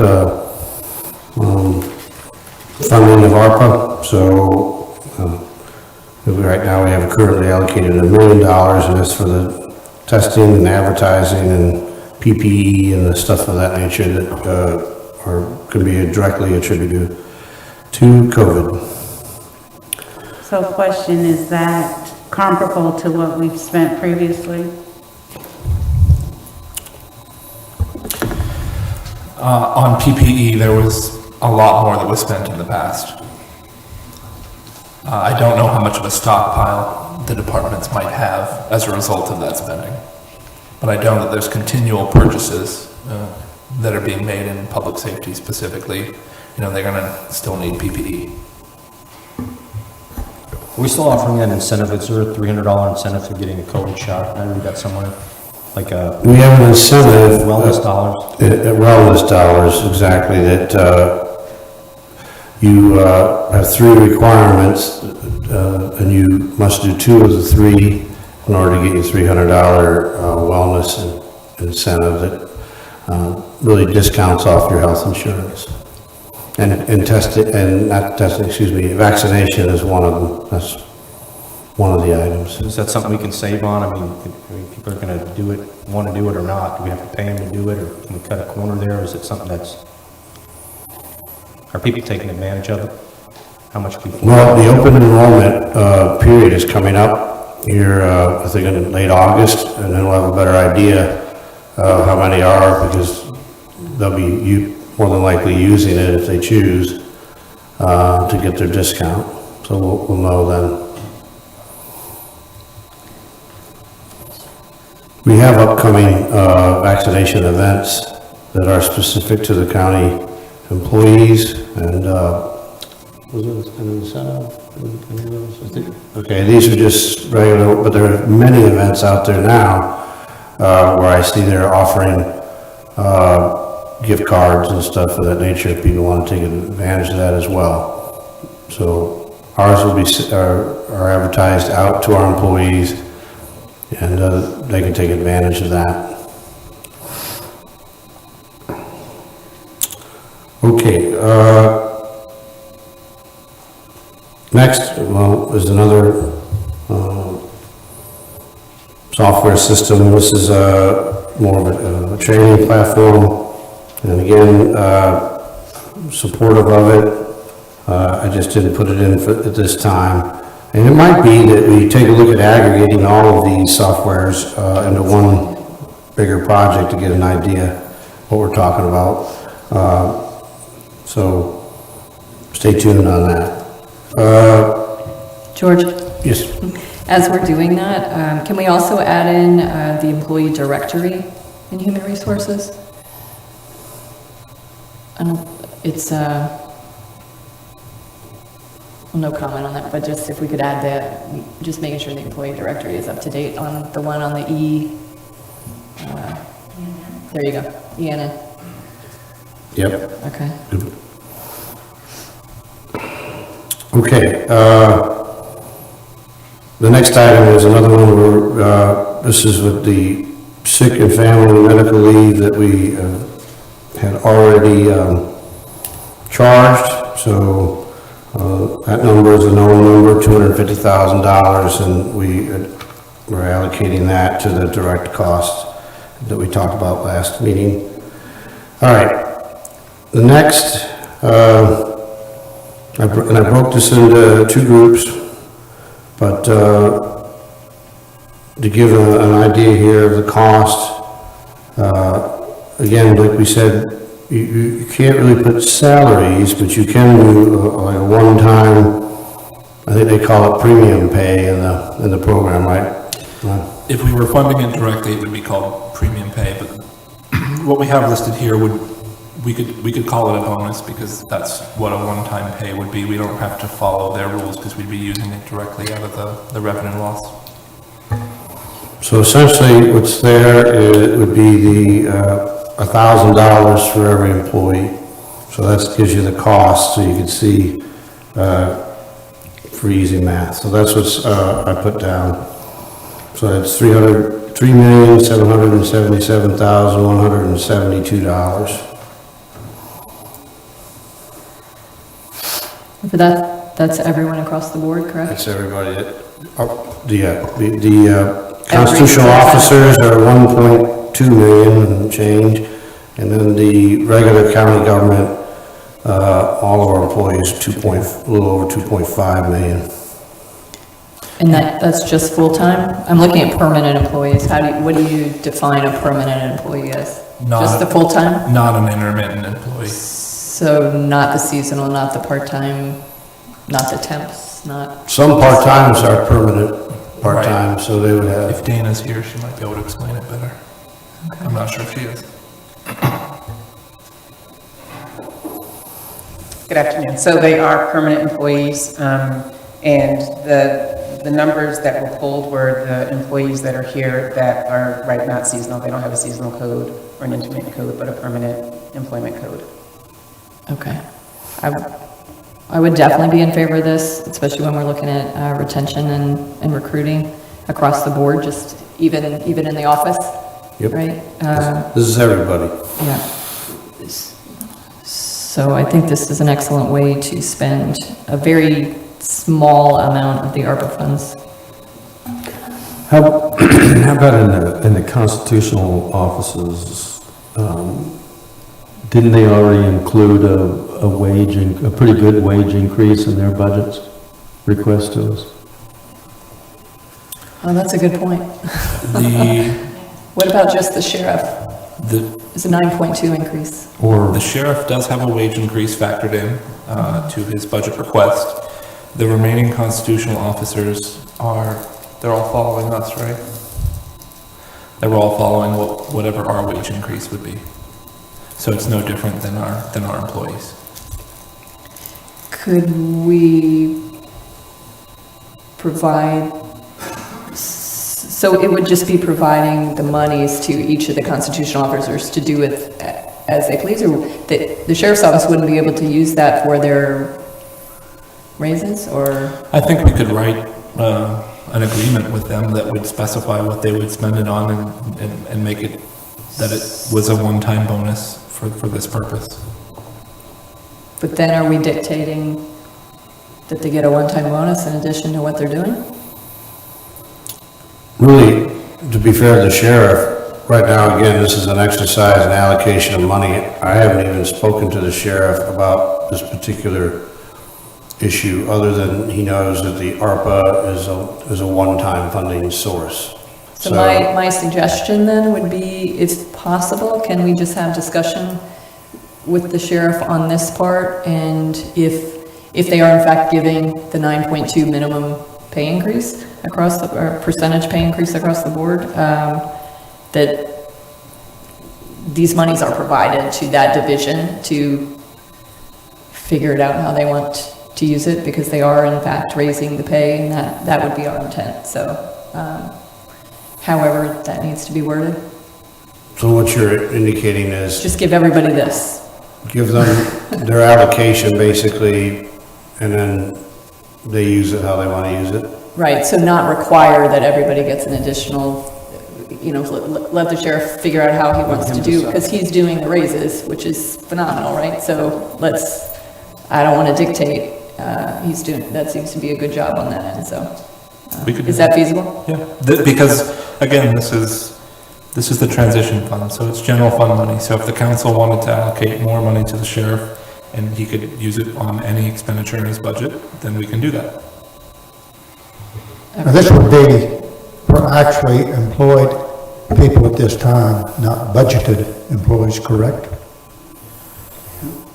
We calculated based off of current employees, but I don't know if we're hard set on a particular way of establishing if you had to be employed today, or does it apply to somebody what if we don't cut the checks till, or we're going to have to take this whole plan back to council for an actual approval, what the date would be that you have to be employed in order to get this bonus. We would have to figure those details out.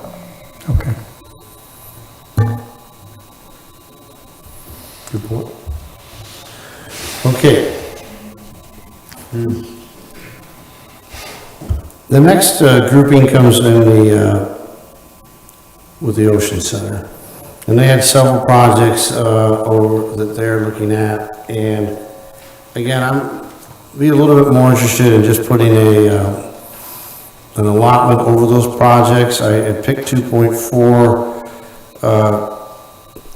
which does happen to equal the project with the dampening repairs and such, but there's also structural repairs on the item above that. My intent would be to make sure that the needed structural repairs were performed in the garage before anything else, and then we could, anything else, if there was anything left over, we could apply it towards the Ocean Center, which they are already again, budgeting, using the resort taxes that they receive and other fees that they get for that garage. So the main thing I just need is to make sure that the structural type repairs, and I will say the dampening repairs, and that is a structural repair as well. These are repairs that there's big joints that are in between the various panels in the garage, and they move and they spall and they get hit by vehicles. So it's something that, again, just has to get taken care of. It's a very common repair, but there's also other repairs, because it is, as we like to say, the Ocean Center is 400 feet from the ocean, and that's a wonderful thing on the brochure when we're selling but it's a horrible thing if you're a maintenance guy. So, just pointing that out. And then I did talk to the sheriff. This next project is the vehicle operators course. There is a vehicle operators course currently out on the very far west side of the county in the Road and Bridge facility out there. And of course, now that we no longer have the evidence facility out there, and we have worked on basically a public safety campus that has been built over several years out at Indian Lake Road. There's a desire to move the track over there, and of course also maybe have some joint usage for our EMS and fire staff as well. So again, with limited amount of time, we put a number on this. We're not sure if we do the whole project or not, maybe do a little more. The piece of property that's slated for this is low, so we know there'll be some fill. The idea also long-term is that facility, the Road and Bridge facility on the west side of DeLand, is located in an area of industrial zoning and also has the railroad tracks along it. Actually has an old spur that goes into it. I think the idea, we'd like to kind of right-size that facility and move it a little bit to the west. We have vintage World War II buildings out there that we could remove and maybe make some of that property along the railroad track available for industrial investment. So moving this track would actually also help with that, getting that out of the way. So I have recommended that with that idea, because this is something like that, we have a kind of rare opportunity. 100% in favor. The current track was put in, from what I recall, the early 80s. It is outdated. I don't think it even fits. I mean, it's grandfathered in, but today, if you wanted to put it into accreditation type of a thing, I don't believe it would work. You don't even have a facility over there now for them to get in out of the weather. So this is something that I agree with, that although it is a big expense, your vehicles are your biggest maintenance that you can find, not maintenance, your biggest liability that we have in the county.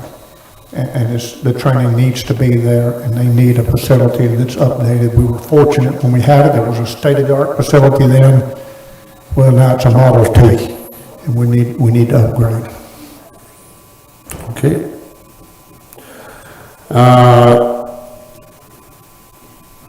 The next one, this was to relocate animal services to the medical examiner facility. Good idea, but a little premature yet.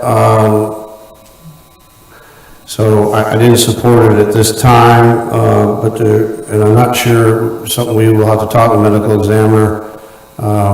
Is there value in the older facility? We know there is in other places. I think they'll be lining up behind, or trying to jump in front of Adam.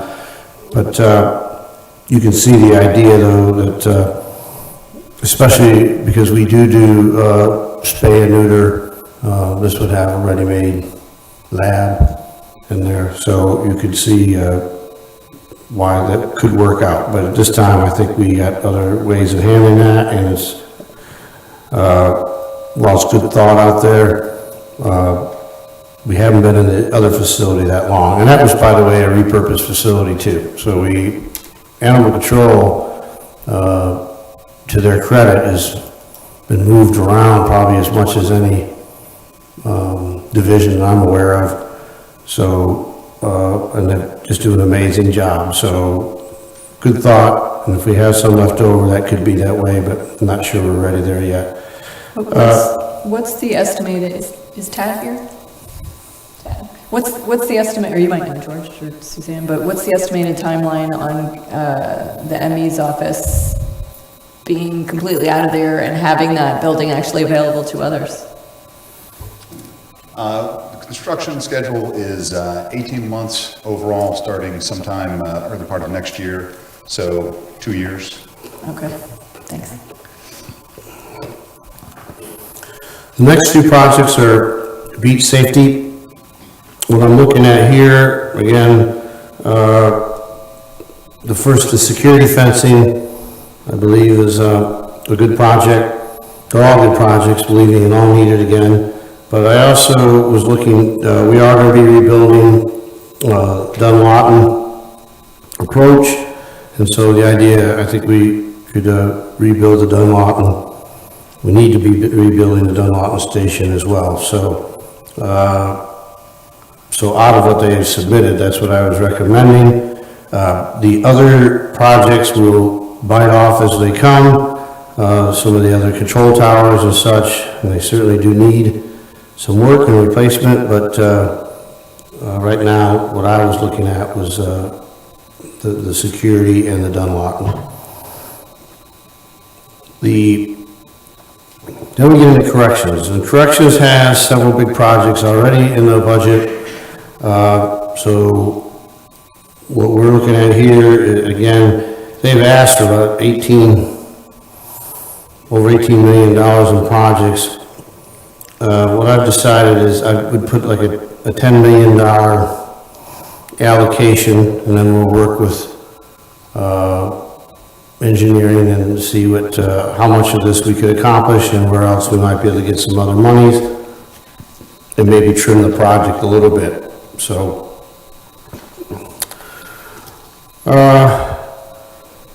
in the EOC, really our call center needs some technical work, and it's not up to the modern standards, so we'd like to have that. And of course, if you've ever been there during storm, it is a buzz of activity. And also, we need some redundancy out at the EOC for our web EOC, and of course, that's how we communicate as well with Tallahassee. It's how we track a lot of how we handle a storm, and that is critical for being reimbursed by FEMA. So it's a very important project. So I'm good with those. There is probably the need to look at dormitory space. I did not put that right now, but it is something, if you've spent a lot of time out there, definitely when we're there for periods of time. I think it's these storms that sit down there in Bahamas and laugh at us for a day or two. Yeah. They get everybody a little edgy in there, and that's when it is pretty crowded. So again, it's something that I'd like to take a look, maybe some other models. If we were to ever have a type of storm that really wiped out a large area, this would become a lot more important then, because you'd be housing people for a much longer period of time potentially in there. So again, it's a good project, but I think we can go after some grants and some other things and maybe match it up. I think the other ones are a little bit more critical. The next group of projects, this is part of really kind of an evolution that we're working through in EMS. You know, our EMS employees spend a tremendous amount of time out on the road. They are moved all over the county, and I think it's important that they have places, we're calling them respite locations. The number there you see, 1.2 million, that was really just a budgetary number that I feel like was kind of a guess. So I've taken that to what I think is really a little bit more reasonable number. And so my recommendation is 1.8, but the idea is certainly to get those 3 out of it. In addition to that, I've asked our facilities people to look at places, and we've done some of this before, but I think before we just tried to take an existing facility and not do anything to it, but I would rather take and invest some money into some of our facilities to make sure that they have a proper respite area, maybe using some county facilities as well. So we'll look at that to expand. But I do know we've done the exercise of trying to find some spots. But what they're looking for really is their spot, a place they can go in. You know, they've gone through maybe a traumatic call or very bad day or whatever, and they need their spot in their area, and I'm well aware of that. So I'm supporting all of them, but I think we can pull it off for about $600,000 per spot, but we will make it happen. I support that effort. Yeah, and I was just going to say, I don't know what money we're going to have left when we get to the end of this, because we've got some huge items. But I would say if you can do it for 600,000, I'd say let's do 6 instead of 3. Well, that's our intent would be to do, like I say, count whatever it takes to get what they need. So if we can get that more out of that, then I would look at that as well. But also, moving into the very next item, and you Wait, see... hang on. So. Well, okay. So before fire services, I do want to address the EMS. So we're talking about the 1.8 million for 3 permanent structures for EMS. EMS is an issue that we've talked about many times. I'm looking at the issues. One of the main issues with EMS that we've had over the years has been just the fact that we're a static deployment operation, and so we're the only ones in the state that does that in the way that we do it. Dynamic deployment? Okay. Whatever it is, it's not working. So, is my point. Whatever you want to call it. We're largely dynamic. Yes, so right now the problem is that we have people that are sitting in the 7-Eleven parking lots, but they're not sitting there long because they are, if they're starting in Daytona, then they're running across to the other side of the county. If they're starting in Ormond by the Sea, they're running to the south end of the county, and they're running all over the place. We're also, we discussed the other day that we're down 24 paramedics in 6 months.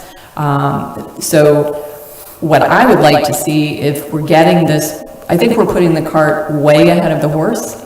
We also have a number of facilities around the county and public protection that need addressing, and I see that we're addressing some of those fire stations.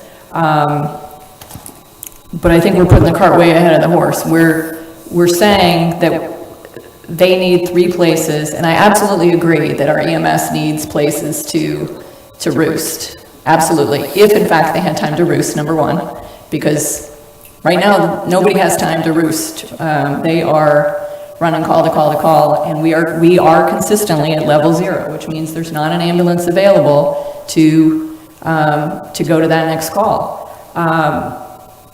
So I would love to see us addressing that, because what I'm seeing here is we're going to put in 1.8 million to just build some other buildings, but not actually fix the problem.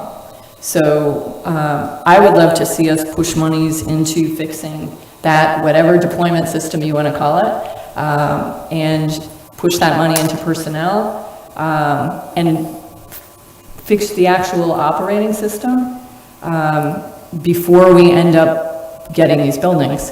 Part of this, by the way, I'm looking at 3 buildings. Part of the message before has been because it's in the cities that they don't have areas to roost. I can tell you that I've talked with the city manager of Daytona. I've talked with the city mayor of Daytona. They have 7 fire stations. They're more than willing to have people roost. That's 7 additional stations. If the city of DeLand, you know, we're looking at putting something in downtown DeLand, we want to invest this money, why aren't we coordinating with DeLand to let them roost there for now? I can see in 5 years building additional buildings, but how about we fix the actual system first so that we actually have the people to respond to these calls? Excuse me, I heard something here a minute ago that kind of piqued me. Did you say you've been in contact with the city manager of Daytona? Yep. I think that's overstepping your boundaries as a council person. No, actually, it's definitely not. It is not. It's in my district.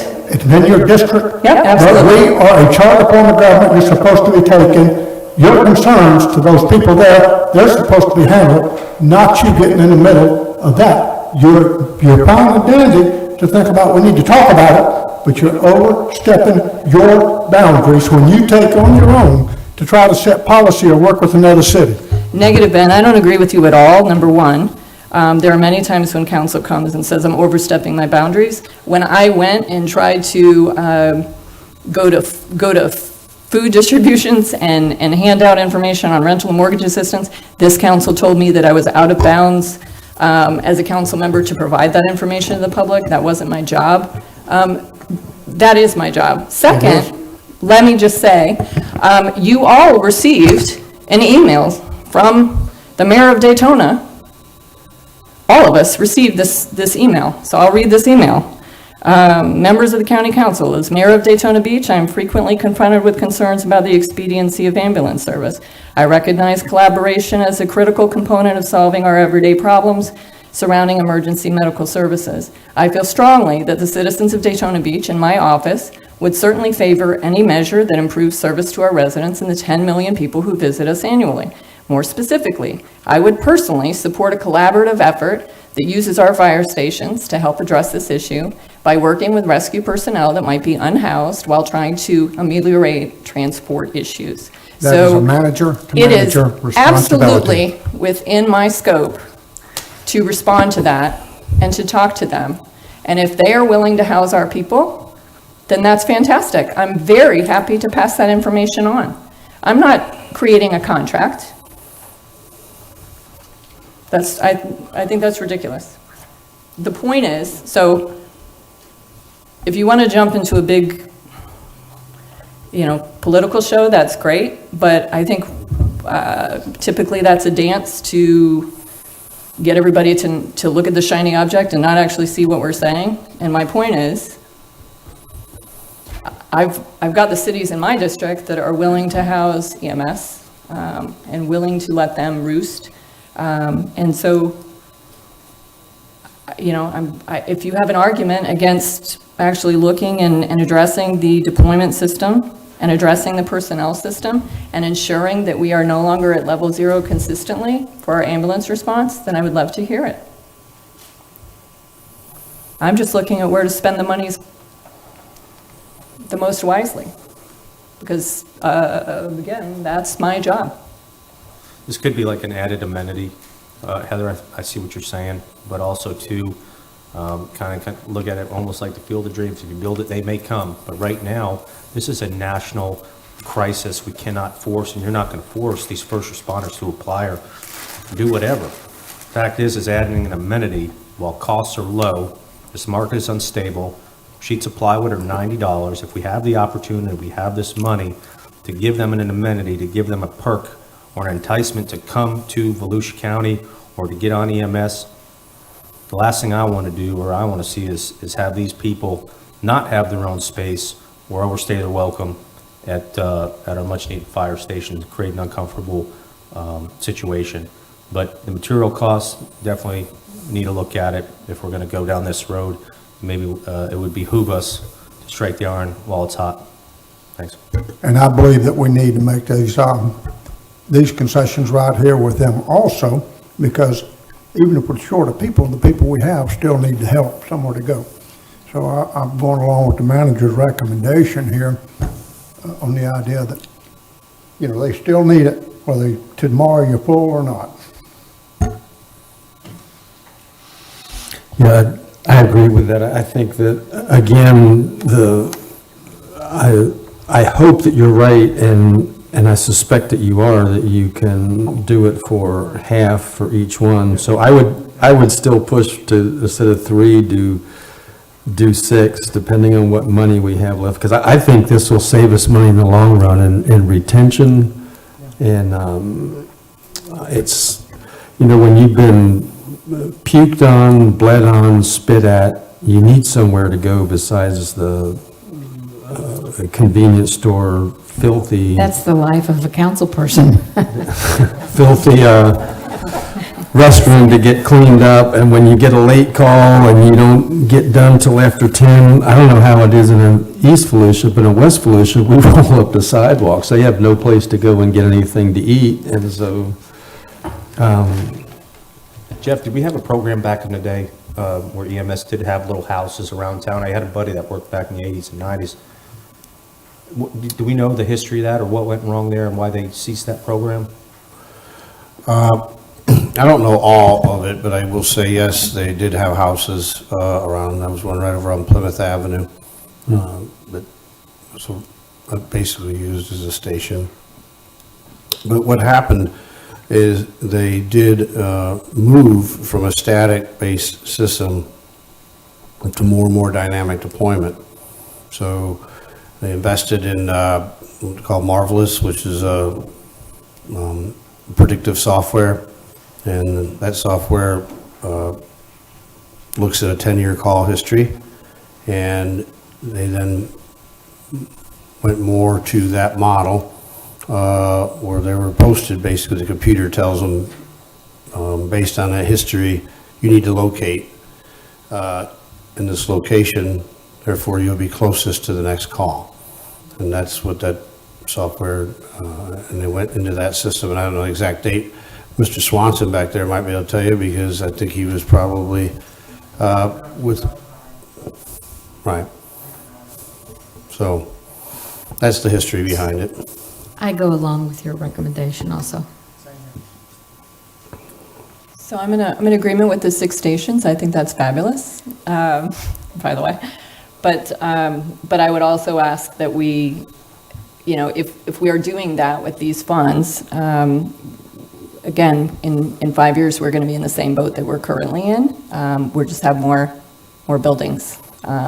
If we do not, in fact, address the deployment system and the way that we do it, because we are the only ones in the state that does it, and it's not working.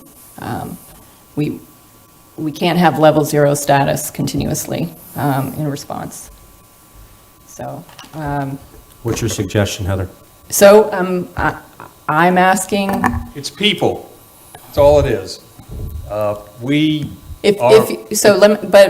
But hang on one second, because I keep hearing it's people. So, but it's the system. We are the only ones in the state that does the system. Exactly. The system is not working. So even if we get a whole bunch more people, the system is not. If we can continue to, It's right? demand. Isn't that chaos? If we continue to do the same thing over It is and over. demand. The demand on the system is horrific. It just is.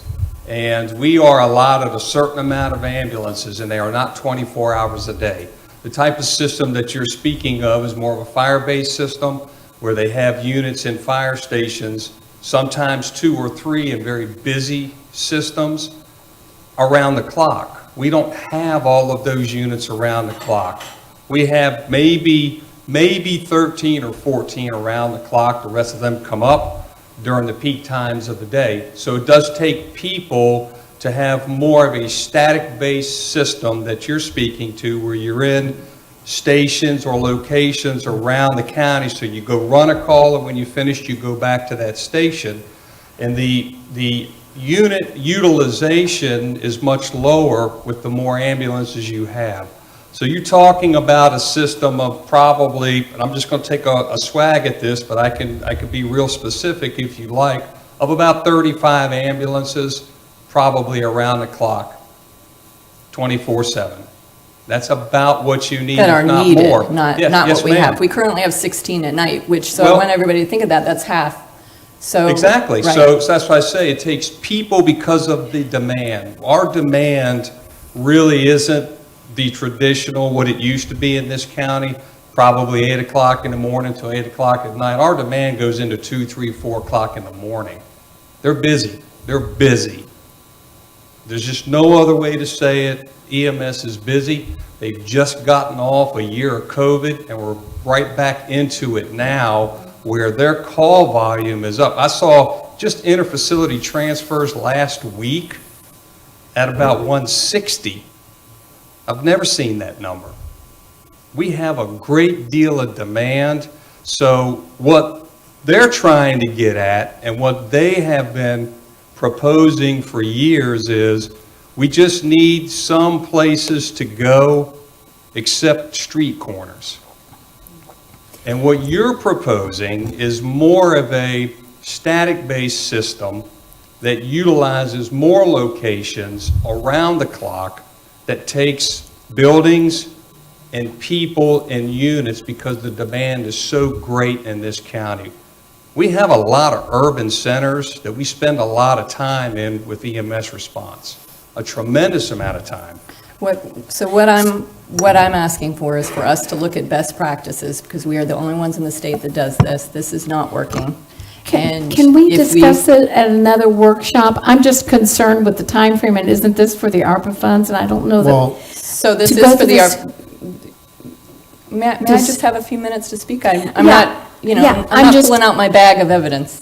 Trust, it's okay. Well, my concern is I just would really like to get through the rest of the list, and I do have a prior commitment at 6 o'clock on the other Well, side I of town. understand that your time is very valuable, but it's also, this is very. This is all valuable. Yeah. But I think this is a long discussion that we need It's to really have. not, it's really So, not. workshop. I made the ask, so if you'll let me continue, I'll, 2 more minutes? Can I be allotted 2 more minutes? Thank you so much. All right. One more time, 2 more minutes. Greatly appreciate it, Fred. So not only are we keeping the public from speaking today, but also one of our council members. Greatly appreciate it. So what I'm asking is, it's the system itself that is not working. We have, we have the cities who are saying that they are willing to work with us.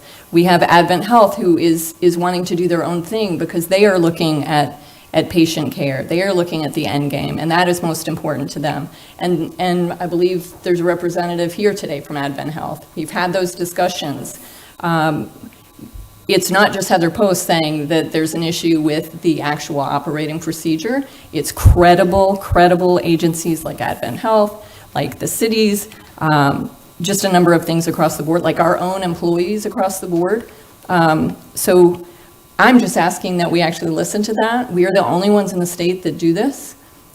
This is an opportune time. We're getting lots of money from the federal government to actually look at, instead of just putting Band-Aid and us, like we did in 2018, 2019, and we're still in the same position, that we actually look at changing that operation of deployment and how we work. Certainly, it always comes down to personnel, and certainly we need to address personnel, but we could get personnel and we could get buildings, but it's not going to change the operations. Advent speaking about demand. You're speaking about demand. There's a lot of demand, yes. There's a We great can't be deal of operating at demand on level the 0. system. So Yes. the only way that you cure demand is you add units, but you continually add units. When the demand goes up, you add them.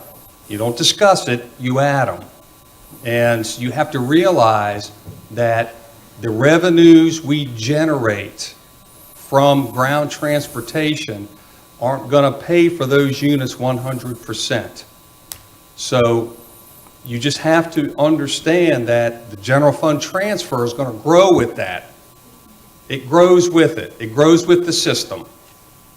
So I'll lay it out for you, and I will show you what it's going to take and what the cost typically will be for that, and then what we can estimate what our revenues will be, and then what the general fund transfer will ultimately be. So that's really ultimately my point, is that I would really love for council to have that laid out. What do we need to be looking at to be able to provide the best quality and patient care for for our citizens and to look at what do we need to do to make those changes. So I would love to see if you have any suggestions. I know we've had many discussions in the past. But I would just, I hate to see us be getting a lot of money from the federal government and us not using it to address that actual deep operational side. This does. It addresses getting to where you want to get to with a more static deployed system. But it's going to take the units and the people to go there around the clock. That's really where we're hurting. We're hurting, overnight. I understand what you're saying, but I don't agree. Adding three or six stations is not going to change the operations. And again, I'm not sure why Volusia County wants to do some things as the only ones in the state when they are in fact not working. So we will definitely have more discussion on this later for sure, but was just looking for some council direction, even to use some of this monies to get us to where we need to be in patient care. And again, it's not just other posts saying this, it's many, many entities, so including Advent Health. So, thank you. Yes, ma'am. Okay, we have an upcoming workshop on that as well. Fire services, these again are all very good projects. They are basically planned in the fire services fund. If there is money left over, I would certainly support putting some of that towards this, but they do have, as long as they continue to be funded with their current millage, they'll be fine to be able to pay it through their fund. The next item was something, I think a lot of emails have gone out lately to people talking about beach opportunities, beach renourishment. Quick question for Ryan about the fire fund. Yeah. Before we pass that. Ryan, with the monies that we got that went, so the coronavirus monies that went back into the general fund for, in response to COVID, did any of that go back into the fire fund specifically, or just into the federal, or the general fund to be used across the board? We only claimed reimbursement for sheriff, general fund sheriff, corrections, EMS, and beach safety. We did not claim reimbursement for any fire personnel. So it all went back to the general fund because those were the personnel we claimed reimbursement for. Was there a reason we didn't claim that fire had been affected by COVID, or? That seems to be a good way of replenishing the fire fund. We only had $30 million we only had $20 million unallocated, and council also approved for any allocations that were previously made, the unused portion of that. So in total, it was the 30 million. We only had 30 million that we would have available to claim, and the general fund is the broader fund. Right, so that was the fund that we chose to reimburse. And I think money from the COVID transition fund, was that not some of it allocated to go to the fire alarming system? Fire alerting system, yes. Right.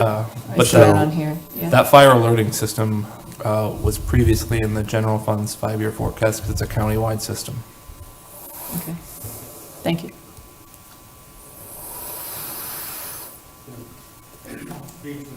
You were just starting to talk about, is it a study required before we can do anything? Because we know there's a problem. Yes, in order to become eligible for federal dollars and state dollars, you have to do a certain level of initial study to become eligible for those monies. And as I'm sure everyone is aware, beach nourishment is a very high dollar proposition, so being able to leverage local dollars with federal and state dollars is critical. And then once you've leveraged them with Army Corps of Engineer dollars, should they be washed away in a named storm, then they are able to be renourished with federal dollars. So yes, this is the first step to make us potentially eligible. And as I think the notes indicate, we hope that the FDEP, the State Department of Environmental Protection, will match the study requirements. We may be able to do this for half the number listed if we can engage the state as a partner. This is just for the study. Yes, ma'am. There's no actual sand in this number. But you could say there is a lot of future sand potential in this number. But we have no choice. Well, I think we have a number of, critically eroded beaches already identified, and this is really the proven method throughout the state that can make a significant difference in replenishing those sands, and that's why the state and the federal government have been setting aside these dollars, and the county's not been able to take advantage of them, largely due to this study not being complete. I'm in full support of the manager's recommend. Sounds good. Just point out that's half the study. The study is actually $3 million, so we're hoping to get, so it's half of a grain of sand. So when they get into the actual sand, it's even bigger money. County Manager, while we're on coastal, I know just brainstorming, obviously we're having that problem down in southeast Volusia with the lagoon and that estuary. Is there anything that we can explore down there? I know Mother Nature punches some holes down there in the peninsula time to time, every year, every couple of years. Something that we can explore in partnership with St. John's Water Management, where we can build a crossover or walkover on some of those natural small inlets that Mother Nature graces us with, just to kind of get around the bureaucracy of doing the studies and this and that and spending gazillion dollars and nothing ever getting done. Just thinking ahead a little bit. Yeah, I think we'd talk more, but I think what Mr. Robbins is referring to is where there's the island gets very narrow. There's always the potential for the ocean making a new inlet, so to speak. And rather than go in and fill it, if we've done some study and some work, there could be the potential to bridge it and then allow a flow into the lagoon to clean it, keep it cleaner. That's something that's been discussed in other areas of the state, not actively here, but so something that we can take a look at. Let's hope though the storm isn't this year or next. So, okay. Thank you for bearing with me on it. The next is some public works projects, and again, this money could be used in roads, but because there is, even though it's slow in coming, we do have transportation trust funds. I did not recommend it, but I point out that again, this could be, and these would be some very worthwhile projects if you wanted to put some money there. I would just like to say, if at any road project, I would really love that Williamson Boulevard widening from 2 to 4, from Bevel to 4 to Madeline. That is getting worse by the moment. It's a place waiting for the accidents to happen. That's with the extra that we're going to have at the end of this. Yeah, and I see Tad back there. Yeah. He's not worrying about running up there yet, so. But again, the point's made, that is these are needs. Mosquito control, this is a need too. I have not recommended it as part of this, but I will say they've done some work down there that's going to give them 3 to 5 years, but eventually you're going to run into a situation where it is not safe. We have, of course, the safety of our people are of utmost importance, but also the safety of helicopters that we own and other equipment.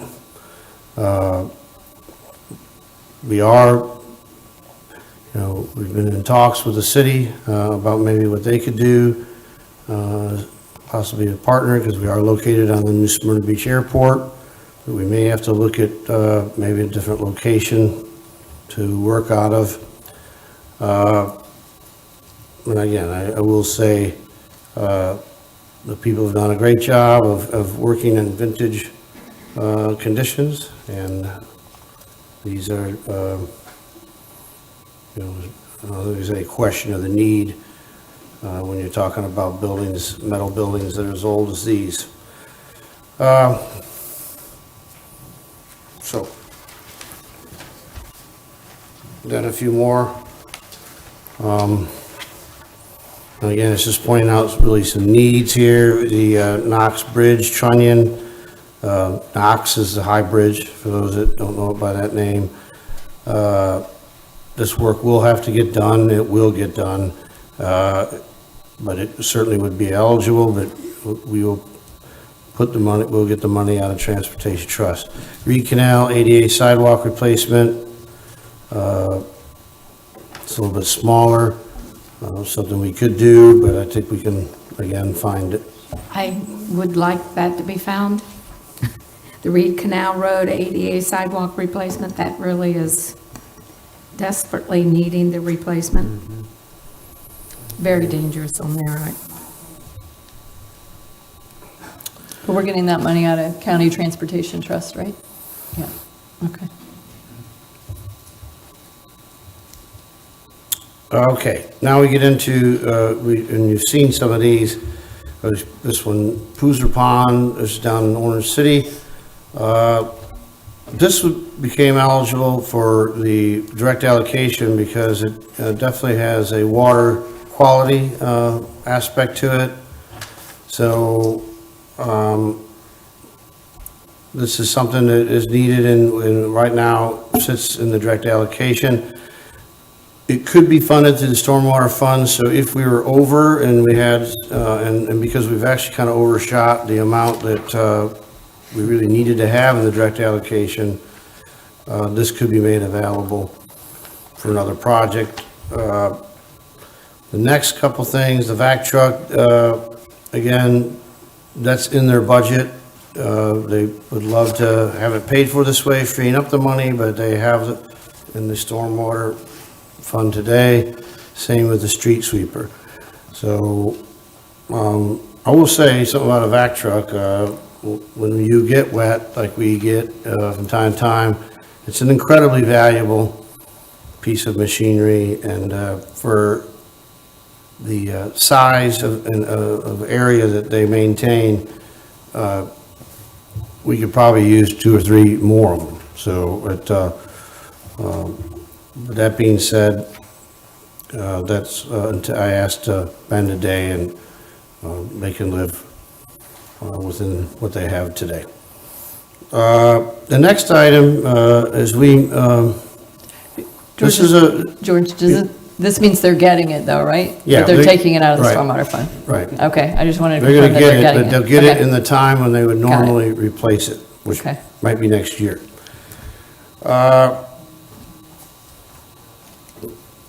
Okay, the next item, this is a leachate plant. This is out at the solid waste. Again, it is a good project, and it's something that some of the nastiest stuff that comes out of landfills, we have a existing plant out there today. This would be taking it to another level. Today, the most nasty stuff ends up being trucked to Jacksonville. Very good project, but I think that we have the ability with solid waste. We will be reviewing the tipping fees. They have not been reviewed in over a decade. So something like that will be factored in, because we also will be adding a new cell out there in a few years, and that's been planned. So we'll have to account for that. So you have no way of paying for it, in other words. Now we get into the ones that we talked about last time. These are all fit perfectly into the ARPA project guidelines. So you're talking about our our southwest regional plant. This is, of course, for Gemini and Blue Springs protection. And again, this will not fully fund the project. Mike is very confident that we will also become eligible for state and local grants that would make up the difference.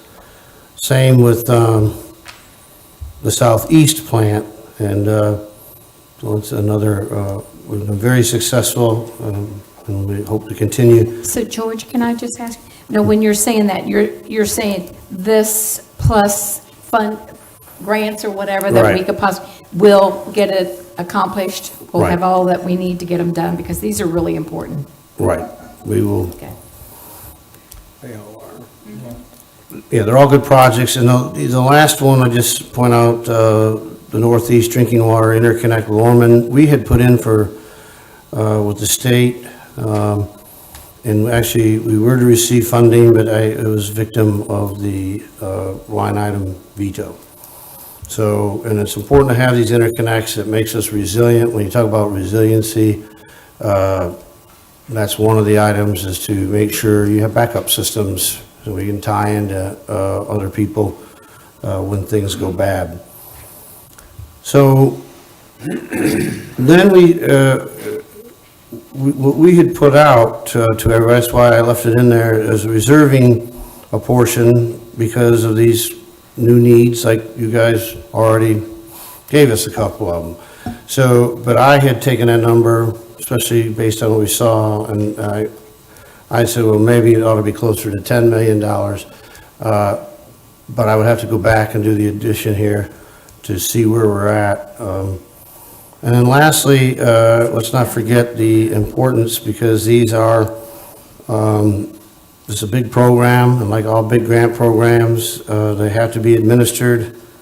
So we did an allocation for that.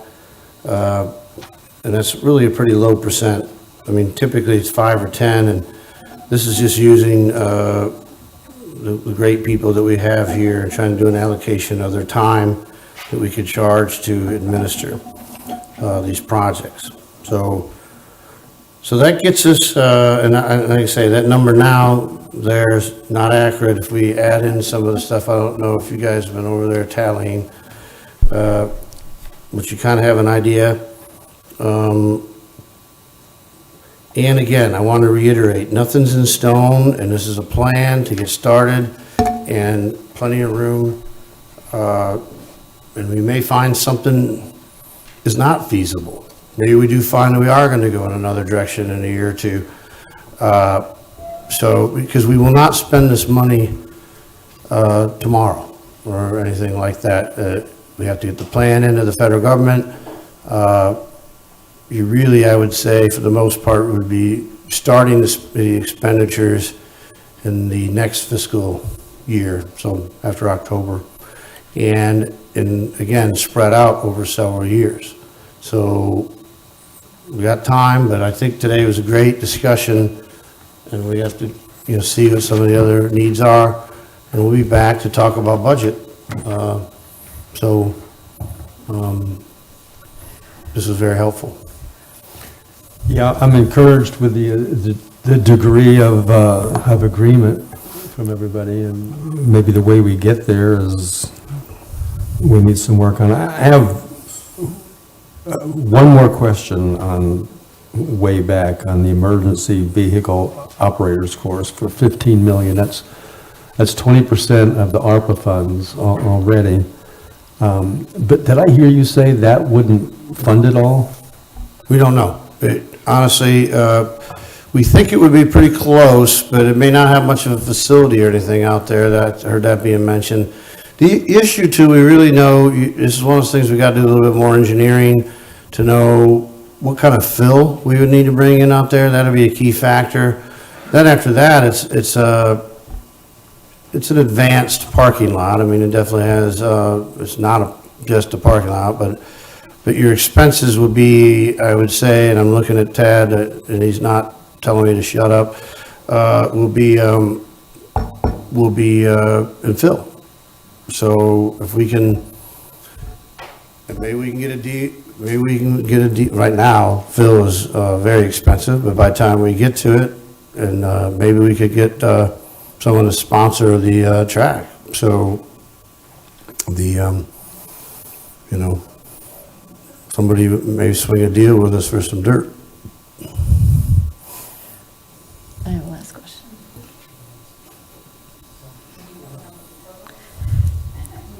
You have a total? Wait, I have a last question that might She's add to the got to total. add something for you. Don't hit send. Wait. Nothing's in stone. We sort of breezed over the fire station renos. These are excellent that we're doing this. But on Fire Station 15, that's the one that's out at the Indian Lake Complex. So that's the one that's actually inside the training center.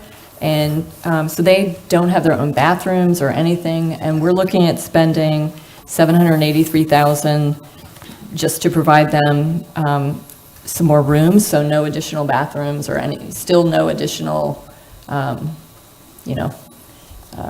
niceties. But that fire station,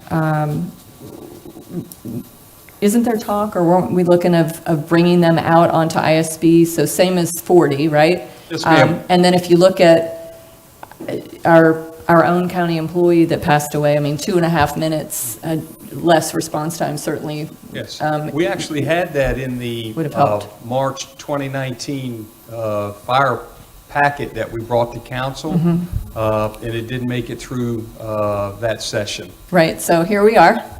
And so what I'm asking is, instead of dumping the 783 into that, which still in effect is still not going to give them their own restrooms or anything, and it's going to leave them they're still going to be far away from response, right? They have to come down that road in that traffic. Well, I think what the project actually is going to do is we're going to add on to that building on the west side. The Right. plan is we're going to add on, give them showers and bathrooms in their own kitchen. And we actually are looking, for our own money in the fire budget to do that, because it did make it out of the 19 workshop. And so we're just trying to figure out a way to get that crew there, it's a crew of 3, their own living space away from the training center. But, so the suggestion before, though, was to move them down Yes, ma'am. onto ISB, correct? We were looking out at Red John. For better response. So Yes, so my point is, if we're spending almost $1 million to help to slightly renovate, why don't we look at just seeing if we can use some of these funds to push them out onto ISB? So that would. We could definitely look at that. Again, nothing will happen tomorrow. And like I said. None of this is happening in this year, so. Well, in fact, in this, what we're looking at is them getting it out of the fire fund itself. So we have time, and if that's the desire of the council and we can support, that's another area too. Kind of what's left out on that campus, just so you know, is low land. So, Is what? it's low. Oh, right.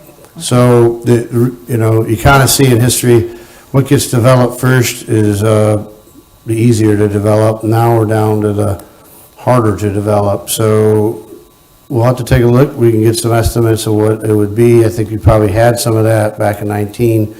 But the idea, to get it out closer to the highway is definitely a good idea. So I'll talk to Joe and the fire chief and see, would they rather wait and spend a little bit more and do that, or get something in the meantime? I will say, you gotta remember, if you think you're gonna build something today, you can start right off with almost a 3-year window of design, permitting, and then construction. So I like to say, because we'll get this in time, well, I don't want to put money in that roof, or I don't want to do, no, you need to do that, because that building has got value, and we could look at this and say, well, hey, it's not 700,000, we can do something for less, because But they're gonna be there 3 years no matter what, Right. so. But, so did I hear you correctly, though, that this build-out, the 783,000, would provide them with, with actual bathrooms and a Yes, kitchen? ma'am. Okay. New station would be on that 92 corridor, would be an excellent place for EMS as well, just because of where it is. You can So, go- so you can go perhaps east we or combine the west. 783 and the 1.2, or whatever we're You- spending on the EMS station and You can go combine it? east or west out of that location, and it'd be excellent for a couple of units there, actually. Okay. I know that old Gene's Steakhouse, I think, was for sale for a while. I'm serious. Yeah, that's a great idea, actually. It's a really good idea. It's And then the perfect. bus terminal there. Perfect location. And it has a kitchen. Because everything else through that corridor on Old Deland Road is super low. I've been all through there. It's a couple feet under the road. That's a good idea. Okay. All right. Aaron has been adding everything up, but before he says the number, there's a couple caveats that I'm going to steal from him. We don't have costs on some of the things that were suggested, so we're going to have to go back and figure out some of those costs, including Biennial Preserve, what the cost of a website would be on the library social workers instead of the library social workers. The specialty courts, what we'd have to get with the judicial system to see what, it was specifically mentioned, look for one-time cost ways. So we got to ask the judges what would be those one-time cost ways and what would that cost. Several of the recommendations while we were talking about community service, I'm not going to go through all of them, were also TBD amounts. Other than that,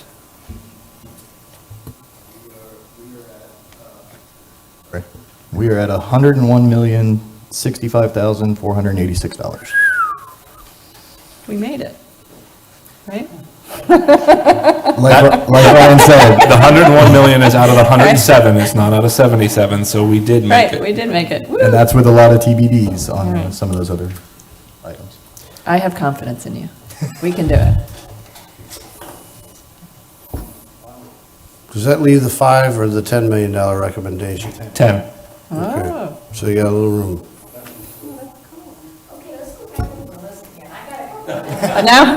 Now we want to still have to cost out the TBDs. Mr. Chair, could you quickly adjourn while we can still afford it? Thank you, council. Good feedback, good remarks. Thank you guys for how hard you've worked on this. Can I get a motion to adjourn? So moved. Second. All in favor, say aye. Adjourned.